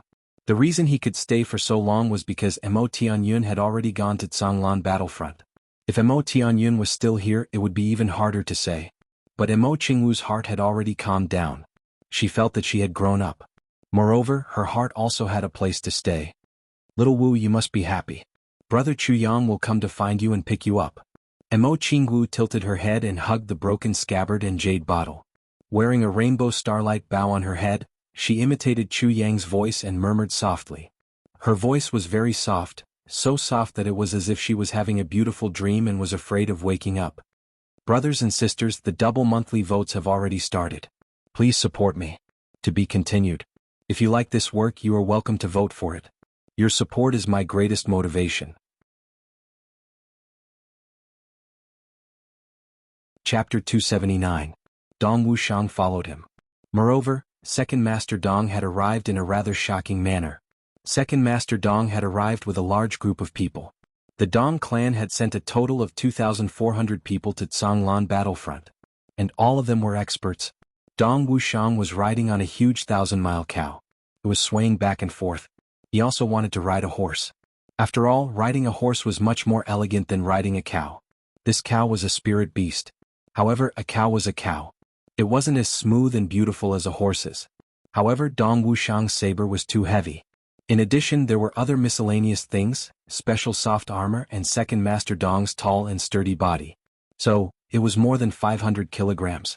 What kind of horse could carry such a heavy load? Therefore, the 2,400 people of the Dong clan were all riding on tall and big horses. Only the Second Master Dong was riding on a tall and big bull at the front. The Dong clan was east of the Mo clan. The two clans were more than 500 kilometers apart. So, it was on the way to Zhonglan battlefront. Naturally, it wasn't on the way to Mo clan's main gate. It was such a coincidence that Second Master Dong had strongly requested this. Therefore, the large group of people had changed their direction, and had arrived in a grandiose manner. Dong Wu Lei, who was leading the group, didn't want to change their direction. After all, they would have to travel for at least 2.5 days if they changed their direction. This was too much of a waste of manpower and money. However, the most helpless and humiliating thing for young Master Dong was that he couldn't beat Dong Wuxiang at this moment. Dong Wuxiang blatantly threatened his elder brother, "Change your direction if you don't want to lose face in front of these 2,400 people and get beaten up by me." Young Master Dong had no choice but to change their direction after he had cursed for a long time. The sound of carriages and horses neighing was heard. It seemed as if they had come to seek revenge. The 2,400 people of the Dong clan were led by Second Master Dong. They had arrived at the Mo clan's territory in an awe-inspiring and murderous manner. They had arrived at the Mo clan's main gate. Second Master Dong carried his saber and jumped off his horse. Then he shouted at the gatekeeper in a rough voice, "Go! Inform them that the second master of the Dong clan, Dong Wuxiang, has come to visit Miss Mo Qingwu." The guards at the entrance of the Mo clan were already dumbfounded. They were so scared that their legs were cramping. Fuck. Why are they glaring at us? Could it be that they are enemies? As soon as he heard this, he felt as if he had been granted amnesty. He hurriedly turned around and went in to report. Patriarch Mo Xingchen was truly depressed. This time he was really depressed. Why wasn't it over yet? One by one. And to visit our family's youngest daughter who has already become a cripple? The Dong clan and the Mo clan had never interfered with each other. However, the Dong clan was stronger than the Mo clan in terms of strength. Moreover, the relationship between the two brothers of the Dong clan was very good. They weren't like the two brothers of the Mo clan who were at loggerheads with each other. So, it could be said that the Dong clan would certainly suppress the Mo clan in the future. Therefore, Mo Xingchen had no choice but to personally welcome him. When he came out to take a look, he was shocked. So many people are here to visit Xiaowu? Are they here to fucking demonstrate their strength? This must be Patriarch Mo? Dong Wuxiang cupped his hands and respectfully said, "Wuxiang has been entrusted by someone to visit Xiaowu. And it just so happens that it's on the way to the Zhonglan battlefront. I hope Patriarch Mo won't take offense to my rudeness." "Nephew Dong, what are you talking about? Please come in quickly. This old man is extremely happy that you've come." Although Mo Xingchen didn't know whether Dong Wuxiang's real intention was to visit Xiaowu or something else, he still had to put on an act. "How has Xiaowu been these days?" Dong Wuxiang smiled and walked through the door. He already knew the answer. Her 3E meridian was crippled, and her qualifications to be groomed by the clan were revoked. It was equivalent to falling from heaven to hell. How could she be well? Besides, this matter wasn't a secret in the three heavens anymore. Mo Xingchen rolled his eyes in his heart, but on the surface he sighed and said, "It's all thanks to you." "You're wrong. It can't be all thanks to me." Dong Wuxiang glared and said, Since when did I, Dong Wuxiang, have such great fortune? Mo Xingchen was so angry that he looked like a Buddha ascending to heaven. Fuck, aren't your words too unpleasant to hear? I respect you as the second Duke of the Dong clan, but this old man personally coming out to greet you is already giving you a lot of face. Why are you still speaking in such an eccentric tone? Everyone says that the two dukes of the Dong clan are steady, but why is this person acting like the second Duke of the Dong clan today? What he didn't know was that when Dong Wuxiang was in the Heavenly Armament Pavilion, although he was taciturn and didn't like to talk, he was quite fond of Mo Qingwu. Mo Qingwu would often look for him to talk to, which relieved a lot of the boredom of this second young Master Dong, and added a lot of fun. Therefore he especially liked this obedient little girl. This time, when he heard that Mo Qingwu had suffered grievances in the clan because her 3 meridian was crippled, Dong Wuxiang was already full of anger. This time he came to visit Mo Qingwu, but his real purpose was to use this opportunity to vent Mo Qingwu's anger. Therefore he purposely put on this attitude to disgust people. Besides, he had spent so much time with Luo Kudi and GMO, these two hoodlums and bandits. This vivid image of a ruffian didn't need to be pretentious. He just opened his mouth and said it. I don't know how second young Master Dong and my daughter met. Mo Xingchen suppressed his anger. He had to suppress it. In case he offended him, the current strength of the Mo clan was no match for these 2,400 people in front of him. Mo Tianyun had already led the Mo clan's military force to Tsanglan battlefront a few days ago. In case this bad-tempered guy flipped out and swept the entire Mo clan, then, that would be a great loss of face. It's also a coincidence. Yes, Miss Xiao Wu and I hit it off very very well. I like her very very much. Dong Wuxiang smiled. Moreover, my big brother also likes her very much. It's like he's afraid she'll melt in his mouth, and afraid she'll fall out of his hands. Your big brother? Mo Xingchen was somewhat startled. Old dog, these two words were no joke. Since he called him that, then he definitely wasn't his big brother. It was just that he didn't know when this second young Master Dong had another big brother? This big brother, what kind of earth-shattering character was he? Yes, my big brother. Dong Wuxiang grinned and said, he's also the big brother of GMO, Gu Duxing, Luo Kudi and the rest of us. He likes Xiao Wu very much. Moreover, he gave Xiao Wu a treasured saber that he had kept for many years. That saber is our big brother's family heirloom. Back then there were several saber monarchs in our big brother's clan. They all relied on that saber to dominate the heavens. Mo Xingchen only felt his head explode with dizziness. His body couldn't help but sway twice. Countless stars flashed before his eyes. Saber monarch? Family heirloom? GMO Luo Kudi Gu Duxing, and Dong Wuxiang's big brother. I'm going to faint. What kind of character is this? If this mysterious big brother knew that the saber he gave to Mo Qingwu was stolen, I wonder what kind of reaction he would have? Would he fly into a rage and rush to the Mo clan? Dong Wuxiang lowered his eyelids and secretly sized up this Mo clan head's expression. He couldn't help but smile proudly in his heart. This was the method that he, GMO Luo Kudi Miao Butong, and the rest came up with to build momentum for Mo Qingwu. That was bragging. Bragging fiercely. Bragging to your heart's content. There was no fear of bragging, only fear of not daring to brag. Moreover, if such words were spoken by GMO or Luo Kudi, the threat wouldn't be great. Only Dong Wuxiang had a clan and strength. Moreover, he was almost universally acknowledged as a man of few words, only interested in saber fanatics. Such a person wouldn't lie at all. But if he were to lie to someone, it would be a piece of cake for him to get caught. Nephew Dong, who is this big brother of yours? Mo Xingchen asked cautiously. Previously, he had addressed him as Nephew Dong. But Dong Wuxiang's tone was very rude, so when he got angry he changed it to second young Master Dong. Now that his heart was shaken, he couldn't help but change it back to Nephew Dong. I can't tell you this. Big brother has strict rules. If he knows that I leaked his information, I won't be able to bear his temper. Dong Wuxiang chuckled and said, but your Mo clan is really blessed. With Miss Xiao Wu your clan will definitely prosper for a long time. Speaking of which, it's really fate. Big brother is traveling the heavens, but accidentally saved Xiao Wu. Cough cough, it's really fate. Second Master Dong was at a loss for words as he made up stories. He could only sigh about fate. After all, he wasn't as eloquent as Luo Kudi and GMO. However, this only made it even more convincing. Traveling the heavens? This sentence gave Mo Xingchen endless fanciful thoughts. Could it be someone from a super clan of the upper three heavens? Yes, to be able to make the four geniuses of the four great clans so convinced, and to think that Big Brother casually gave out a treasure saber that's the best in the world. Such a character could only exist in the upper three heavens, right? And it should be some super clan. Oh, I see. Nephew Dong, please come in. Mo Xingqian hurriedly extended his hand to welcome the guest. He realized that he was still blocking the guest at the door. This was a great disrespect. Yes, I'm going in. But I'm leaving after seeing Xiao Wu. I still have to go to the Zhonglan battlefront to play. Dong Wushang squinted his eyes and said, Uncle Mo, you must take good care of Xiao Wu. My big brother is currently prescribing medicine for Xiao Wu. He won't be here for a while. But I reckon it won't be long before he comes to treat Xiao Wu's illness. Dong Wu smiled meaningfully and said, My big brother has the ability to transcend the heavens and see through the earth. Ah. Mo Xingqian was delighted. He asked suspiciously, But I wonder, how confident are you? I can't say for sure. Dong Wushang frowned. Which big brother of yours really has such means?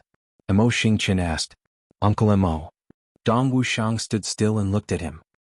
He suddenly took down the saber from his shoulder. What do you think of my saber?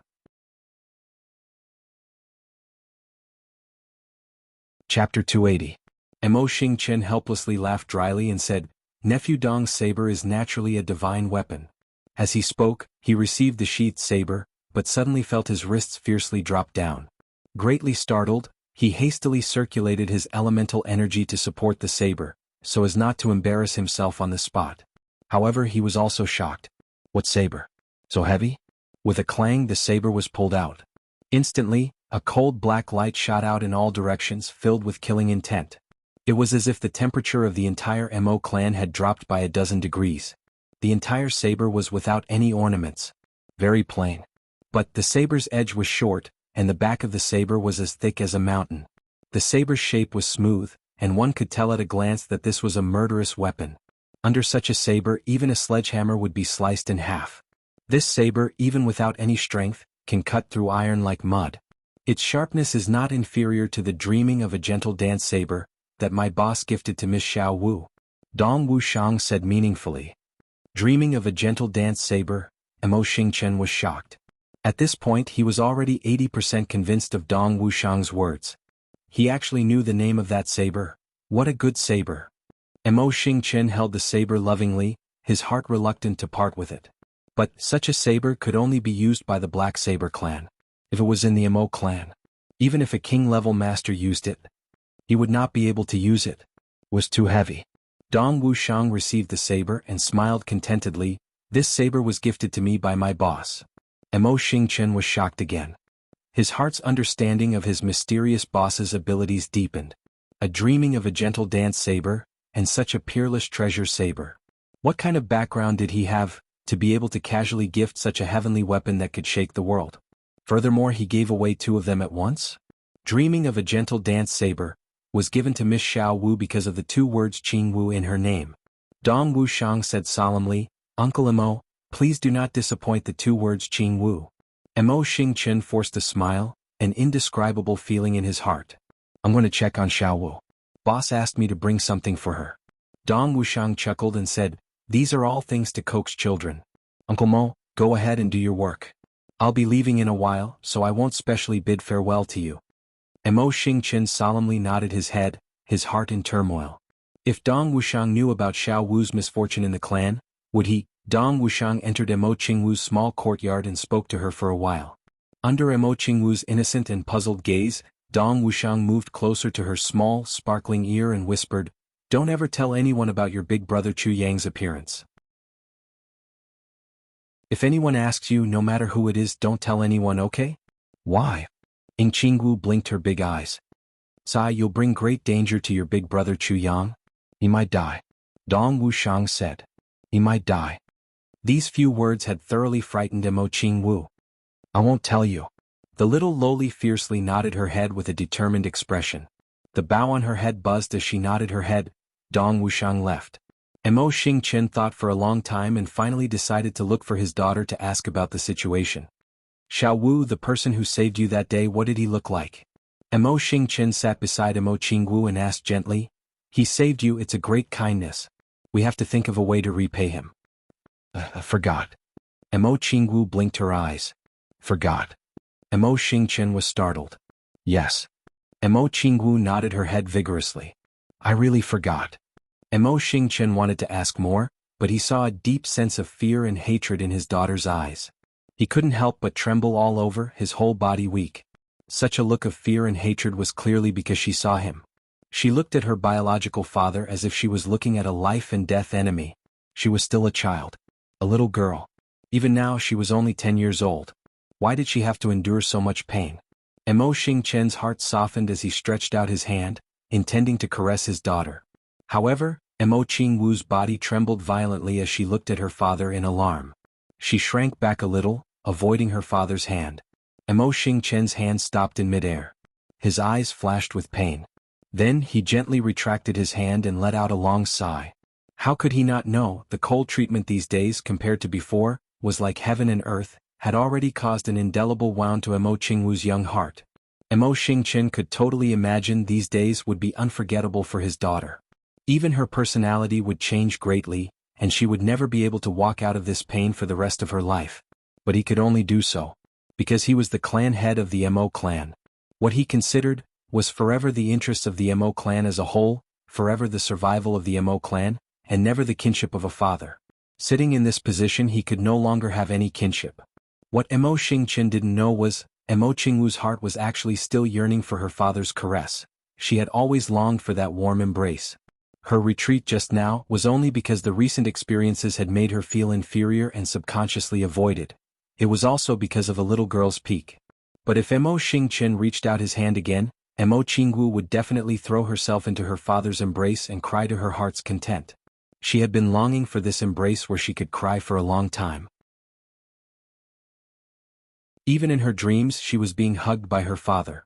But when she saw Emo Xingchen's hand stop in the air for a while and retract it, Emo Qingwu was completely in despair. Really, he's not even willing to hug me? After the visits of Emo Luo Kudi and Dong Wushang, who could be said to be outsiders, Emo Qingwu could especially feel her father's alienation towards her.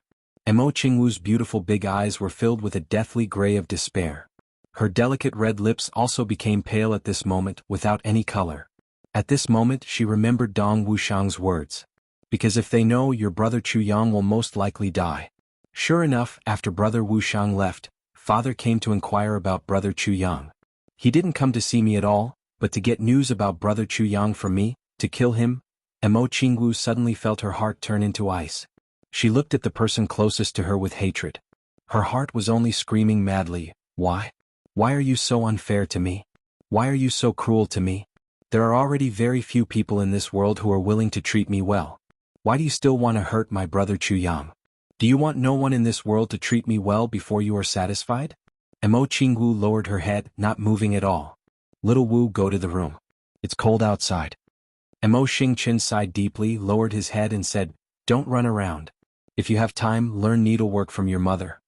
This was the longest sentence he had said to his daughter in a long time. He was not without concern. He had finally given up on getting information from his daughter. Just let his daughter have a beautiful memory. As for the future, let's talk about it in the future. However, his last words made Emo Qingwu even sadder. Learn needlework. I know. Emo Qingwu said in a low voice, extremely disappointed. Then she slowly turned around and walked into her room step by step. She lowered her head, never lifting it up.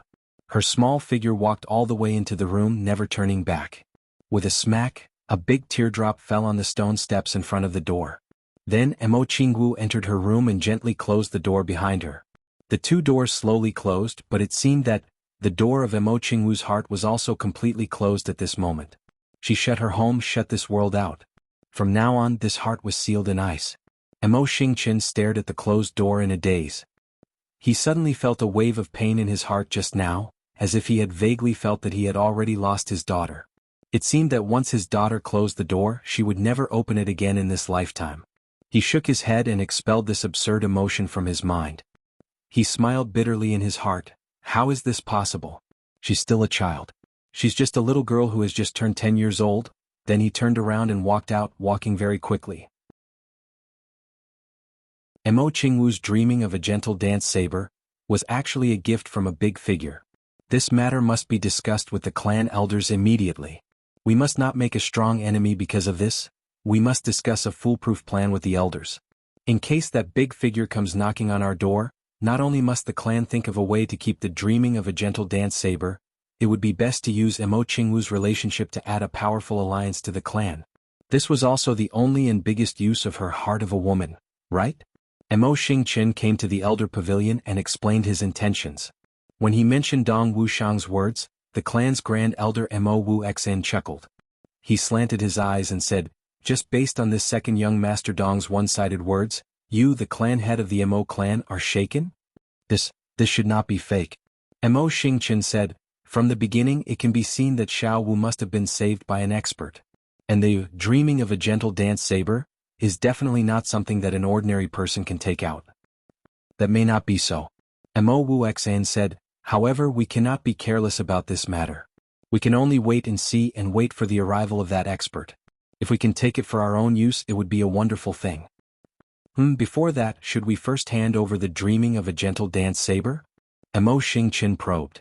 Just based on this second young master Dong's few words, you actually want to hand over that peerless treasure saber to a trash without any future? If this is the Dong clan's conspiracy, and their goal is to seize the treasure saber, then what? Emo Wu Xan rolled his eyes and said, if that's the case, do you know what the consequences will be? You must know that the Dong clan is also known as the Black Saber clan. They are the true experts in saber use.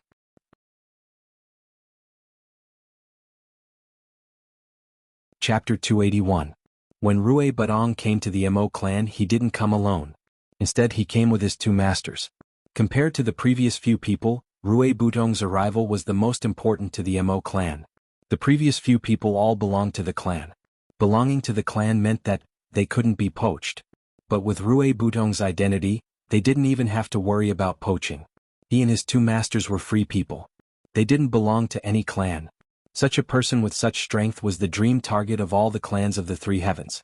Besides, even if they couldn't recruit people like Stealing God and Thieving Ghost, they could still avoid many inexplicable losses if they had a good relationship with them, so the Emo clan showed great enthusiasm towards the arrival of Rui Badong and his master. A few elders and the clan lord personally came out to welcome them, giving them enough face. But when they heard that Rui Badong was here to visit Emo Qingwu, Emo Xingqian and a few elders lost their voices. What was going on? Why was there an endless stream of people coming one after another? Not only was the Emo clan surprised, even Rui Budong's two masters were a little surprised. They had never seen this little brother care about a girl. Why did he have to come to the Emo clan to visit their young miss? Could it be that little Rui has taken a fancy to this girl? So the two elders came with the intention of seeing their disciple's wife. A large group of people went to Emo Qingwu's small courtyard in a grandiose manner. As soon as Emo Qingwu came out, Ji Badong jumped over with a beaming smile and started chatting with Emo Qingwu. The most surprised people weren't the Emo clan people, but the two great thieves who gave the entire Three Heavens a headache. Stealing God and Thieving Ghost looked at each other, and saw each other's nose crooked. They thought it was a great beauty, but they didn't expect it to be a little girl who hadn't even started to develop. Look at this, it's definitely not a romantic relationship. The two old men who were anxious to hold their grandchildren were stunned. A few elders of the Emo clan sat with Stealing God and Thieving Ghost, watching Shi Badong talk to Emo Qingwu. Emo Qingwu felt uncomfortable and pulled Rui Badong into the room. Just as she stood up, Emo Qingwu's head trembled. A red light flashed and starlight twinkled. Emo Wu Xian was immediately stirred up. He stared at the butterfly knot on Emo Qingwu's head and was startled. There was no mistaking it. This exquisite bow was definitely made of red cloud steel and star iron. It was made of the same material as the dreaming of a gentle dance saber. Even a piece of red cloud steel would require the full strength of an emperor-level expert. Who could be so extravagant as to make a bow knot out of red cloud steel? It's as thin as a cicada's wing and as light as a feather. It's so intricate and ingenious. Even a monarch-level expert wouldn't be able to do that, right? After Sha Butong and his disciple left, Emo Wu Xan called Emo Qingwu over alone. Little Wu, who gave you the bow on your head? Elder brother Emo gave it to me. Emo Qingwu blinked her eyes, but her voice was very cold. Nonsense. Soul Fighter was furious. Emo? G-Clan? As a family related by marriage, who didn't know what the G-Clan was capable of? How could the G-Clan make such a bow? What kind of joke was this? It's really from where elder brother Emo came to see me last time. Mo Qingwu explained. She was careful. Elder brother GMO gave it to me. As for who gave it to me, I won't tell you. It seems you don't want to tell me the truth? Soul Fighter said angrily. It's really, humph. Soul Fighter flicked his sleeves and left. With his status, he couldn't do such a thing to a little girl. But this bow was definitely not from GMO. Everyone in the Mo clan was sure of this. If the G clan really had such an expert, they would have rushed to the upper three heavens long ago. Look, after this courtyard, you don't need to go out as you wish. Do you understand? If anyone comes in, you must report to the clan immediately. Soul Fighter left behind an order and left. Mo Qingwu bit her lips and stood in the courtyard. Tears rolled in her eyes, but she held them back. Humph, are you treating me like a prisoner? Elder brother Chuyang, quickly come and pick me up. Quickly come and pick me up. I really don't want to stay here any longer. When Gu Duxing returned to the clan, he saw his adoptive father Gu Yunlan's sad face. His adoptive father used to have black hair, but today half of it had turned white. The rest of it was also a little white. 2 of his biological sons had died at the same time. For the clan lord of the Gu clan, this was an unbearable blow. Adoptive father. What happened to you? Gu Duxing cried out in alarm. Duxing, you're back. It's good that you're back. Gu Yunlan heaved a long sigh. Then he held Gu Duxing's arm and said, You left home without saying a word a few days ago.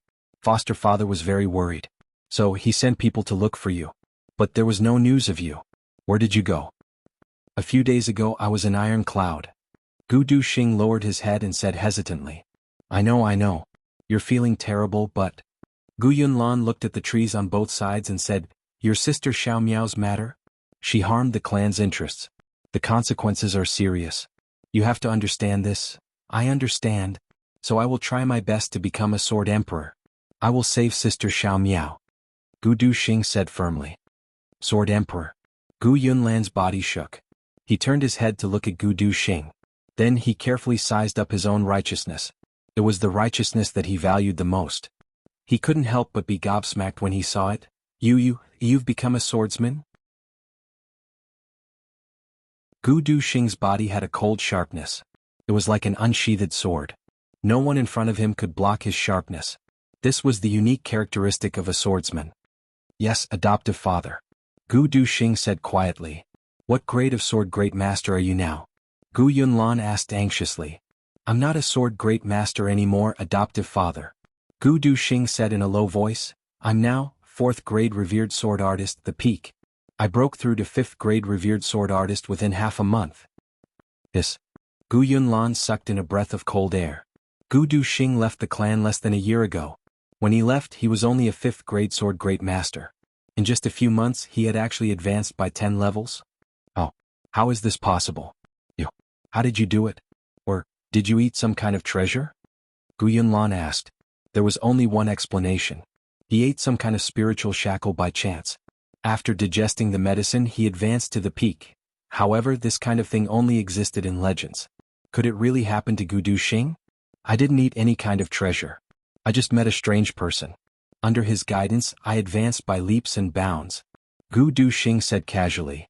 That's only because you're hardworking. However, to rise by 10 levels in a few months, that's too unexpected. Gu Yunlan exclaimed. Looking at Gu Duxing, his face suddenly revealed a bitter and gratified smile. The heavens took pity on me. The heavens didn't destroy my Gu clan after all. Duxing, the Gu clan, will depend on you in the future. Gu Yunlan said sadly. A few days ago we just finished their funerals. Gu Duxing hesitated for a long time and finally said firmly, Godfather? Actually, Gu Yenyang and Gu Yenyu. I know about them. Gu Yenyang and Gu Yenyu's deaths. You know about it? Gu Yunlan seemed to not believe his ears. He unconsciously repeated it. Suddenly, he turned his head and looked at Gu Duxing with hawk-like eyes. You know about it? Yes. Gu Duxing said seriously. What do you mean? Gu Yunlan's voice was full of coldness. Not long after they were killed I got the news. Gu Duxing said with difficulty. You didn't kill him? Gu Yunlan exhaled. It's good that you didn't kill him. Although I didn't kill them, it was no different from me killing them. The person who killed them was my brother. Gu Duxing said it all in one breath. The reason he killed them was because of me. Although I didn't know about this matter beforehand, but I didn't want to lie to Godfather. Your brothers. Gu Yunlan's voice was filled with an awe-inspiring murderous aura. When their corpses came back, I was thinking that the Xie clan Xie Dan Qiong had always been calm and steady. Although his reputation wasn't prominent, he was definitely a promising young talent. So, how could he have rashly killed Yen Yang and his brother? Even if it was a love dispute, it shouldn't have happened. So the truth was like this. Who is your brother? Gu Yunlan asked seriously. I can't say. Gu Duxing's expression was conflicted but firm. As long as he did it, no matter what it is, it can be blamed on me. If Godfather is angry, you can kill me. But I would rather die than betray my brother. Good. What a strong sense of brotherhood. Gu Yunlan laughed coldly. Gu Duxing, do you think that you've grown up and your wings have hardened? Plus, Gu Yenyang and the others are already dead. You're the only one left who can inherit the Gu clan head position. Do you think you can be so fearless? Godfather is wise. Chu has never dared to think like this. Gu Duxing's head was originally lowered, but at this moment he lifted it up and said proudly, I have always believed that a man should dare to bear the consequences of his actions. No matter what lies ahead, since I have done it, I will not regret it. I will bear the consequences. There's nothing that can't be said. Being open and above board is the direction of my sword cultivation. Being straight and not bent is my life's principle. If I hide it now, Godfather may not know for the rest of your life. Because there's no evidence at the scene. Even if it's Xie Dan Qiong, he won't be able to find any evidence to clear his name. But I still have to say it because I don't want to lie to you. Gu Duxing said, if I don't bear the consequences of my brother's actions, who will? So Godfather, no matter what you do, it's what you should do. I have absolutely no complaints. But as for betraying my brother, I would rather die than do that.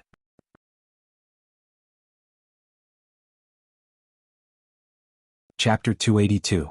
Gu Yunlan was silent for a long time. His sharp eyes stared at Gu Duxing for a long time. Finally he let out a long sigh. Now that things have come to this, I only hope that you and your brother will give me an explanation in the future. Gu Yunlan said somewhat blankly, the two of them are useless, how could I not know? If the Gu clan had fallen into their hands, it would have been destroyed in a few years. But no matter what, they shouldn't have been killed. Gu Duxing was silent. Gu clan, Gu clan. Haha, if not for the foundation of the Gu clan, tens of thousands of people would be watching us eat. Gu Duxing, today I will kill you with my palms. Father, please calm down.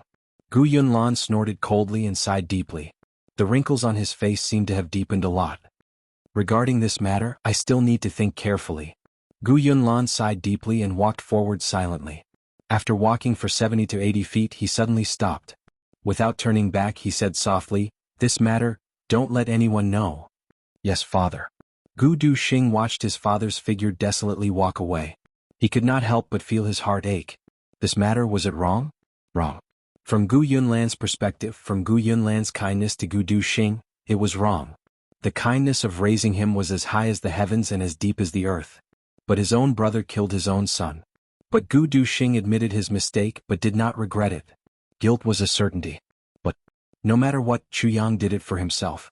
Just as Gu Duxing had predicted, after his father passed away, he, Gu Yenyang and Gu Yenyu would have a battle sooner or later. If he did not die in their hands, they would die in his hands. Life and death, this was a matter destined to happen. But that was a matter for the future. No matter what, his father would not see it. Now that such a situation had occurred, it was hard for the old man to accept. From a certain point of view, Chu Yang had saved the Gu clan by killing Gu Yenyang and his brother, preventing the clan from declining. But this was only an official statement. It could not be used as a reason. Gu Duxing's heart was in pain, very conflicted. But he did not blame Chu Yang. Not only did Chu Yang risk his life, but he also risked breaking off relations with this brother of his to help him kill someone. Even if you blame me for doing it, I will still do it for you. Because I'm your brother. Sooner or later there will be a battle between you and them. At that time, if you kill them, your conscience will be disturbed for the rest of your life, and it will become an inner demon that hinders your progress. But if I kill him, your conscience will be much less burdened. So even if you blame me, I will still do it. Even if I sever all ties with you, I will still do it. Even if we become enemies because of this, I still want to do it. And the sooner it was done, the better. I only want my brothers. Say, for this reason, I did not hesitate to bear a body of sin. Eternal infamy. So what? Chu Yang didn't say these words. He didn't say a single word.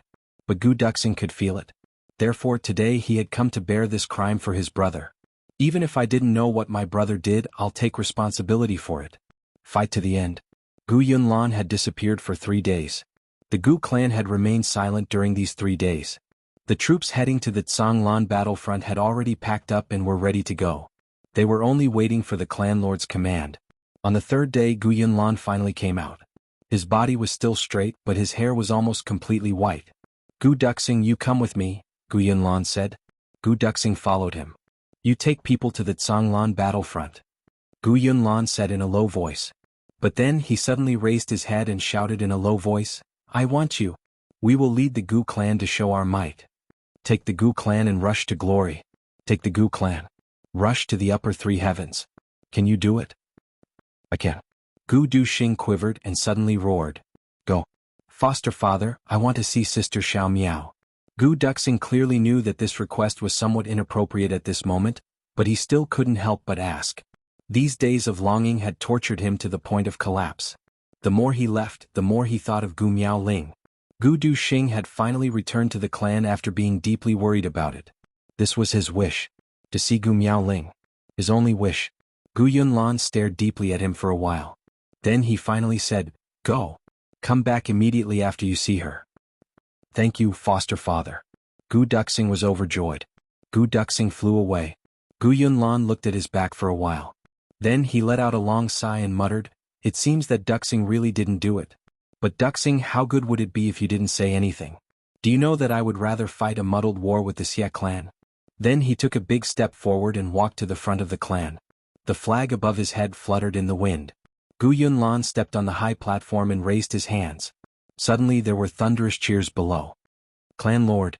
Clan Lord! Everyone be quiet.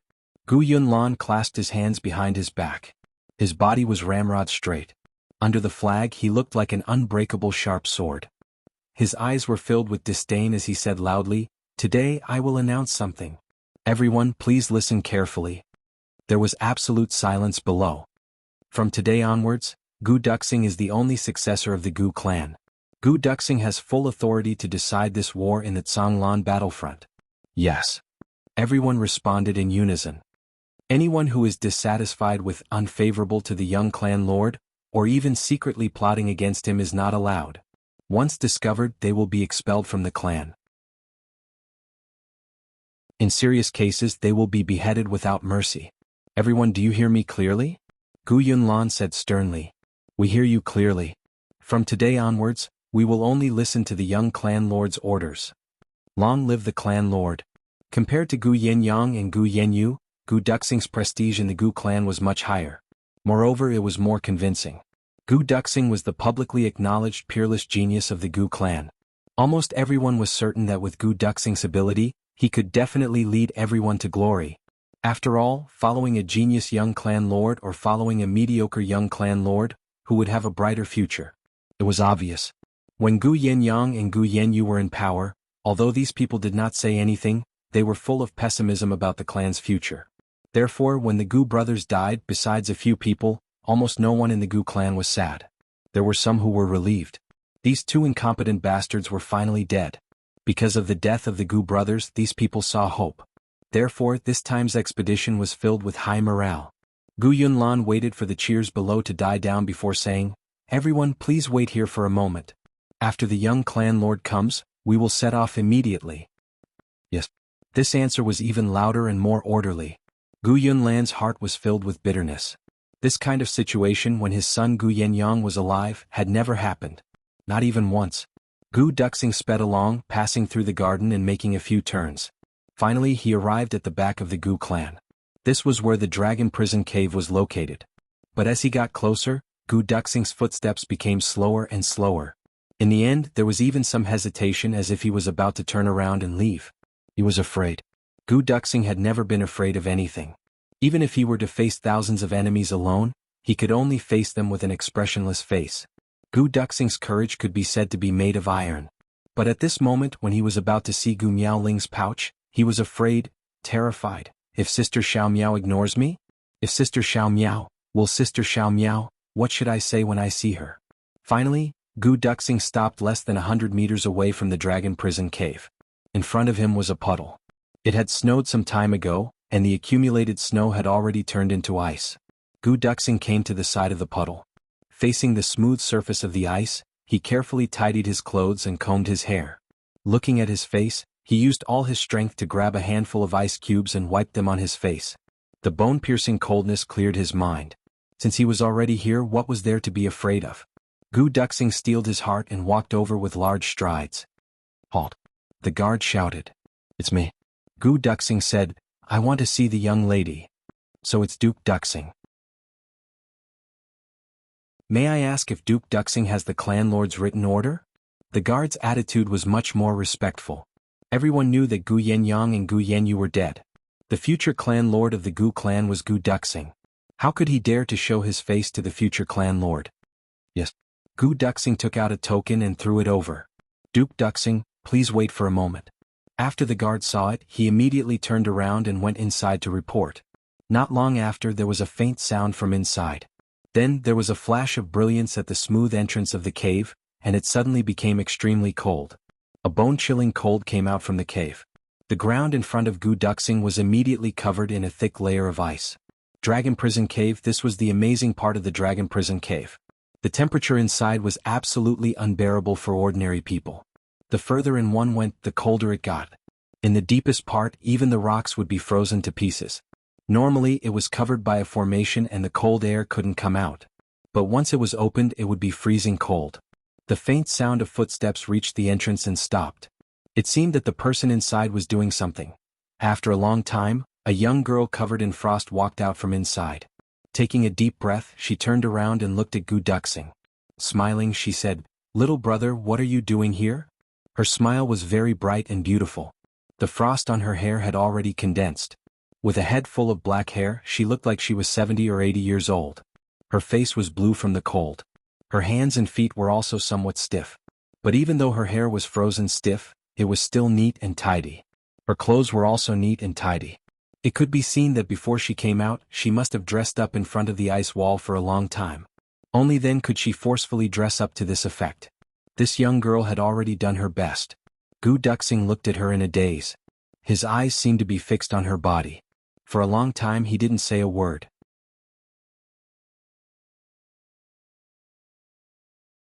Chapter 283.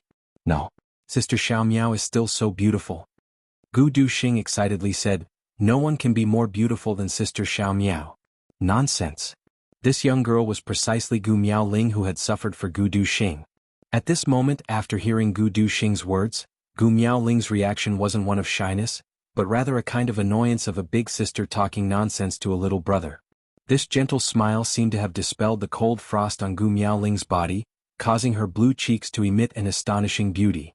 Gu Duxing suddenly felt dizzy, the sky and earth spinning, the sun and moon dimming. He looked straight at Gu Miaoling and licked his lips, perplexed, dazed, and unconsciously said, "So beautiful, little bastard." Gu Miaoling finally couldn't stand this lecherous gaze. She bashfully stomped her little feet and angrily looked at Gu Duxing. "I'm your sister. Is this how you talk to your sister?" Gu Duxing opened his mouth, saliva actually flowed out. He reached out to wipe it and was about to pounce on her. Suddenly, his body crashed into the protective fence and flew out with a bang, his nose bruised and his face swollen. Gu Miaoling giggled tenderly as she watched. It seemed as if all the sufferings that she had endured in this dragon prison cave during this period of time had completely vanished the moment she saw Gu Duxing. "Little fool, if we can get out, elder sister will definitely beat you up for what you said just now." Humph. Gu Duxing jumped up like a carp and angrily stood up. "Smash it. Let me in." "Young master." The guard pitifully looked at Gu Duxing, and then looked at Gu Miaoling and was about to die. "Don't be willful," Gu Miaoling softly said, and then stared blankly at Gu Duxing's robust face. After a long time she softly asked, "Little brother, during this period of time, have you been well? Little brother, during this period of time, have you been well?" This sentence made Gu Duxing's nose sour and he almost shed tears. Inside the dragon prison cave, Sister Xiao Miao was still thinking about her own well-being. "I'm very well," Gu Duxing hoarsely said. Then, you're not young anymore. Do you have a girl you like? I can ask father to act as a matchmaker for you." Gu Miaoling looked at Gu Duxing. Her eyes were filled with indescribable emotions. She looked at him with some expectation and some fear. If you don't find one soon, it will really be too late. I have a girl I like but... Gu Duxing said painfully. But what? Gu Miaoling's complexion suddenly turned deathly pale. Her lips started to tremble and tears started to appear in her eyes. She hastily turned her body sideways. She paused for a moment before turning around. Then she smiled and said, "What's wrong? So big sister's little brother actually has a girl he likes?" "Yes, there is." "Who is it?" Gu Miaoling bit her lips as she forced herself to endure Zhang Qing's heart. She then smiled sweetly and said, "Tell me, elder sister will give you some advice. Unfortunately, elder sister won't be able to attend your wedding banquet. She is very, very good. She is very, very good to me. I don't even know how to repay her. I always thought that she was good to me. I was grateful to her and respected her. But I never thought that I like her. I want her to be my wife." Gu Duxing lowered his head in pain, until one day she left. "Only then did I know that I like her so much. I can't bear to part with her. I want her. Sister Xiao Miao, I want her to be my wife. Is that okay?" Gu Miaoling's body swayed and she almost fell to the ground. Her lips curled into a sad smile, and her eyes were filled with despair. He likes her. He loves her. He wants her to be his wife, Gu Miaoling. Ew. At this moment, Gu Miaoling's heart broke into pieces. She even hated herself. Why did she come out today? After being locked in here, there was no hope for her to get out in this lifetime. The only thing that could support her was nothing more than an illusion, an extravagant hope. If she didn't come out, she could still guard the dream in her heart and continue like this, continue to deceive herself. Even if she knew that it was fake, it was still a dream. A beautiful dream. But today, when she knew that Gu Duxing came to see her, she couldn't help but run out in joy. She was afraid that he would see her unsightly appearance. She even tried her best to dress up to make herself look more pleasing to the eye. Only then did she dare to come out. But today, as soon as he walked out, he received such a shocking piece of news. He has a sweetheart. He has a sweetheart. Gu Miaoling smiled sadly. It's time to wake up from this dream. In a daze, she heard Gu Duxing asking her. He seemed to be very nervous and terrified. "Sister Xiao Miao, do you think she will agree? Sister Xiao Miao, do you think she will accept me?" The current Gu Duxing was still immersed in the memories of the past. He only hated himself. Why didn't he realize Sister Xiao Miao's feelings for him earlier? Why did he wait until Sister Xiao Miao entered the dragon prison cave for him? Suffer 1,000 kinds of pain? Her body is so delicate. How could she bear it? How could she bear it? "I'm so stupid," Gu Miaoling fiercely bit her lips. She finally felt her consciousness returning. She tried her best to support herself and not let herself fall. She smiled sadly and said, "She will definitely agree to you. My little brother is so outstanding, so capable, and so handsome. Young and promising. If she doesn't agree, wouldn't it be too unreasonable?" "Really?" Gu Duxing raised his head in surprise. "Yes. Be brave and tell the girl you like." Duxing Sister Xiao Miao is very gratified. Gu Miaoling's face was deathly pale. She tottered and said, "You will succeed. Sister Xiao Miao is here. She sincerely wishes you well. Forget it, forget it. When I return, I will die of old age in this dragon prison cave. In this life, I won't dream anymore. I won't dream anymore." Gu Miaoling quietly turned her face. 2 lines of pearl-like tears quietly slid down her face. She resisted the urge to cry out loud. She smiled bitterly and said, "Duxing, girls are very reserved. Even if they like you, they won't say it out loud. If you like someone, you must take the initiative to confess. Once you miss it, you will have nothing left. In a person's life, the best time is only a few years. Don't regret it, don't regret it. Go for it. Go quickly. You will succeed." As she said this, her heart was filled with bitterness and despair. If I wasn't so reserved in the past, if I didn't suppress my feelings in the bottom of my heart, if I didn't tell him earlier, would the ending have been different? If I tell him now, would he? What's the point of thinking about this? He is going to marry a wife and I will be in this dragon prison cave forever. My life is already over. Why bother to make him sad? Let this secret be buried in my own heart. Sister Xiao Miao, thank you for agreeing. Gu Duxing excitedly said, I'm too happy. I am going to faint. I agreed? What? Gu Miaoling was still heartbroken. She felt as if her heart was bleeding. Suddenly hearing this sentence, her brain couldn't turn around for a moment. You promised me just now. Gu Duxing threw himself on the railing and shouted, You clearly promised me just now.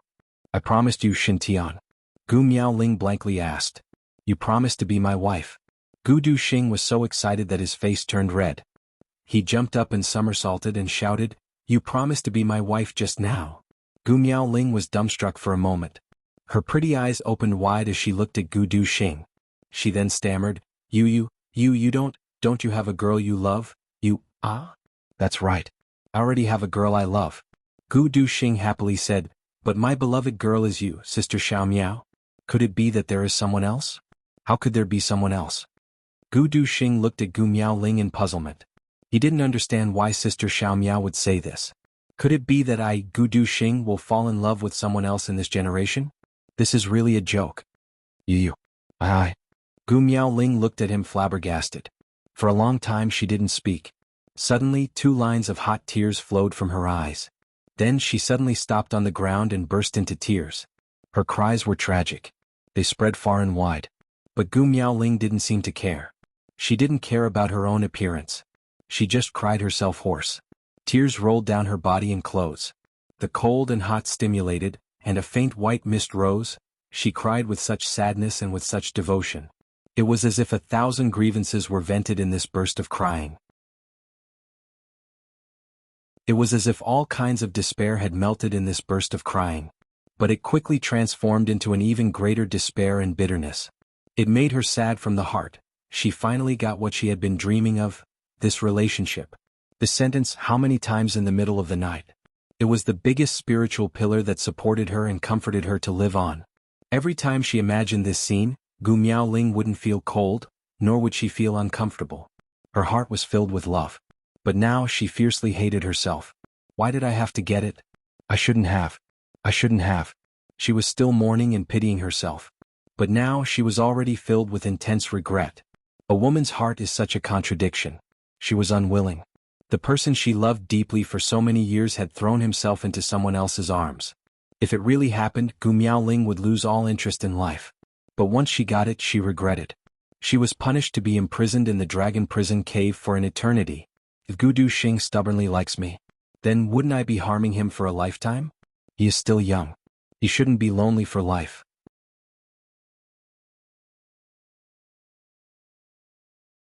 Chapter 284. But besides you, I don't like anyone else. Gu Duxing said with certainty and anxiousness. I went out some time ago to the lower 3 heavens. There were many beauties there, but none of them could compare to Sister Xiao Miao. I couldn't even bear to look at them. You don't know, but GMO and Luo Kadi were staring at them. I just couldn't bear to look. In order to confess his love, Gu Duxing betrayed his 2 brothers without blinking an eye, and ruthlessly trampled them under his feet. But I can't. Gu Miaoling wiped her tears with all her might. Even though she was in a sorrowful mood, Gu Duxing's words almost made her smile through her tears. She said gently, Little brother, you must know that husband and wife are only called husband and wife when they are together. I'm in here now and I can't get out for the rest of my life. Don't be silly. She gently stopped Gu Duxing from speaking and said softly, Little brother, Sister Xiao Miao is very touched by your feelings. You know, from today onwards I won't be afraid of this dragon prison cave anymore. But you can't continue to be silly like this. My little brother, find a gentle and lovely girl and let her accompany you through life's trials and tribulations. Never leave, never abandon, and grow old together. That's what husband and wife are like. Quickly go back, don't stay here anymore. Don't be silly. Gu Miaoling looked at Gu Duxing with deep affection. She gazed at him for a long time, tears welling up in her eyes, but the corners of her mouth surged with a gentle and satisfied smile. With these words of yours, Sister Xiao Miao's life is not in vain. No. Gu Duxing shouted. Isn't it just an emperor-level expert? Sister Xiao Miao. Wait for me, I will reach emperor level within 2 years. I swear. I swear on the souls of my ancestors. You dare. Gu Miaoling said sternly, you dare to continue. I will die here right now in front of you. Gu Duxing stopped and looked at Gu Miaoling. He suddenly smiled and said, Sister Xiao Miao, if you die here right now, then we can immediately become husband and wife. The meaning of these words made Gu Miaoling's whole body tremble. She rushed over like a madwoman and threw herself on the railing, screaming hysterically, You're not allowed. I forbid it. Gu Duxing reached his hand through the railing, and gently but firmly embraced Gu Miaoling's ice-cold body. Gu Miaoling's body trembled, and her face suddenly flushed red. Sister Xiao Miao, look, when you entered here I was only a 3rd grade sword great master. But now I'm already a 5th grade sword exalt. Within half a year I will definitely become a sword king. Do you trust me? Gu Duxing asked in a low voice. 5th grade revered sword artist? Gu Miaoling looked at Gu Duxing in a daze. Really? Of course it's real. Gu Duxing said proudly, furthermore, I definitely didn't take any shortcuts. Every step was done by myself.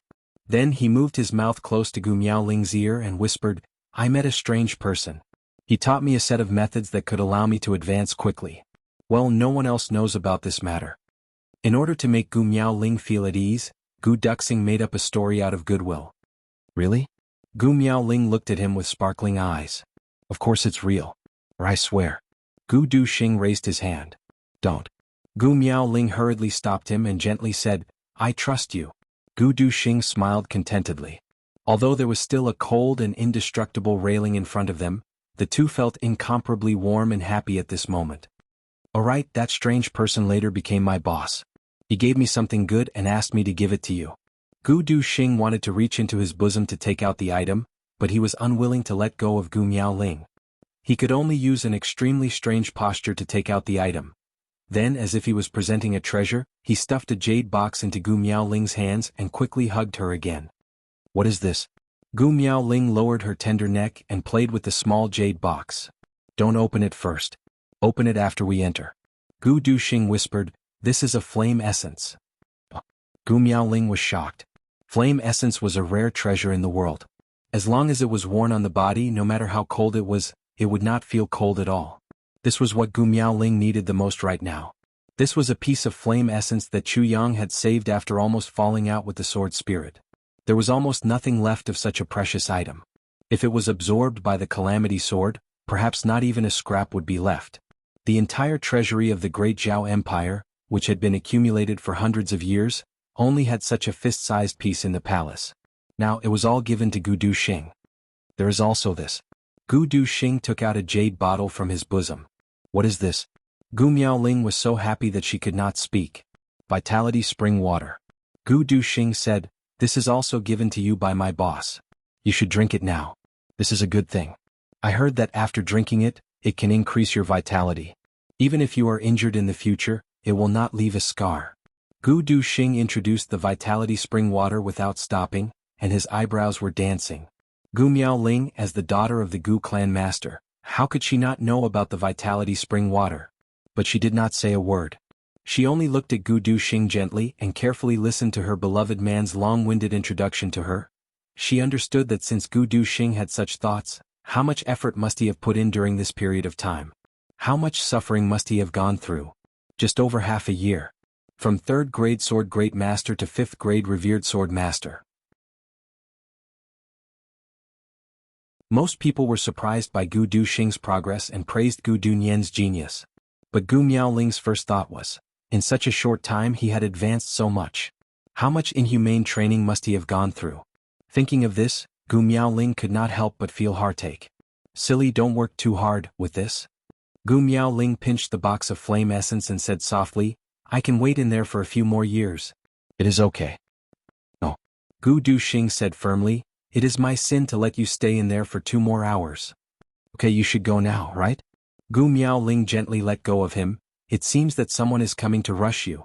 Gu Duxing looked back and saw an elder of the clan walking towards them quickly. His face sank and he gritted his teeth and said hatefully, this bunch of old bastards, don't say that. Gu Miaoling shook her head, we are doing this for our own clan. It is also our home. Sigh. Gu Duxing looked up and sighed. I am going in, Gu Miaoling said softly. Her eyes were like water as she looked at him deeply. You have to take care, little brother. You are still calling me little brother. Gu Duxing was anxious. If not little brother, what should I call you? Gu Miaoling's eyebrows arched. She snorted and said, I did not promise you. Gu Duxing was anxious. Sister Xiao Miao, you can't go back on your words. I didn't go back on my words. Gu Miaoling softly looked at him and softly said, Elder Sister Xiao Miao is here, she can't run away.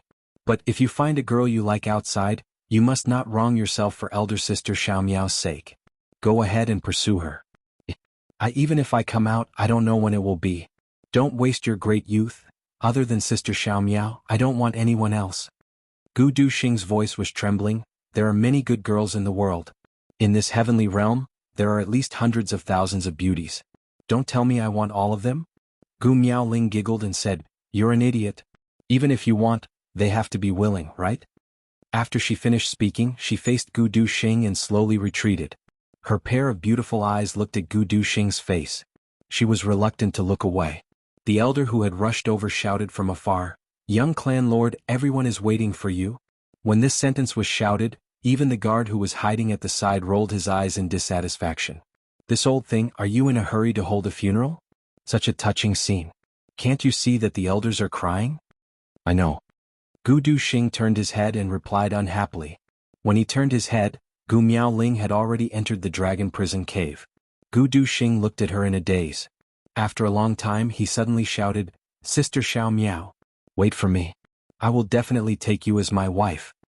Inside the dragon prison cave, Gu Miaoling moaned. She felt her face heat up and her body go soft. This little sweetheart. The cold air in the cave attacked again. Gu Miaoling shivered. She took out the jade box and opened it. Immediately, a wave of heat rose up. Her whole body felt warm and comfortable. She kept this fire essence crystal close to her body. She felt that this cave was like a stove in the cold winter. She did not feel cold at all. This kind of gentle warmth only protected him and the 3 feet around him. The rest of his body was still as cold as ever. However, this kind of treatment was already a far cry from the one just now. At least one person could stay in this temperature. Gu Miaoling reached out and stroked the fire essence crystal in her arms. Her face revealed a bright and beautiful smile. Duxing, I will wait for you. Even if you don't want me to wait. I will still wait even if you don't want me to wait. Then she sat down quietly. Ever since Gu Miaoling had entered this place, every day felt like a year. But today she felt that her heart had a glimmer of hope and calmed down. No matter what I do, there's still an infatuated person waiting for me outside. I cannot fall down. Duxing, I will not disappoint you. Then Gu Miaoling sat down and meditated. Duxing is working hard. I also have to work hard to help him. Gu Duxing turned and walked out. He bowed to the guard and said, Brother, please take good care of her for me. His 2 sword-like eyebrows suddenly rose up. He said, I will not treat you unfairly. That guard was flattered. He hurriedly waved his hand. Young clan master, what are you saying? Young miss has not suffered any grievances in here. You can rest assured. Many thanks. Gu Duxing cupped his hands. His body suddenly shot out. Like a sword, he pierced straight into the sky.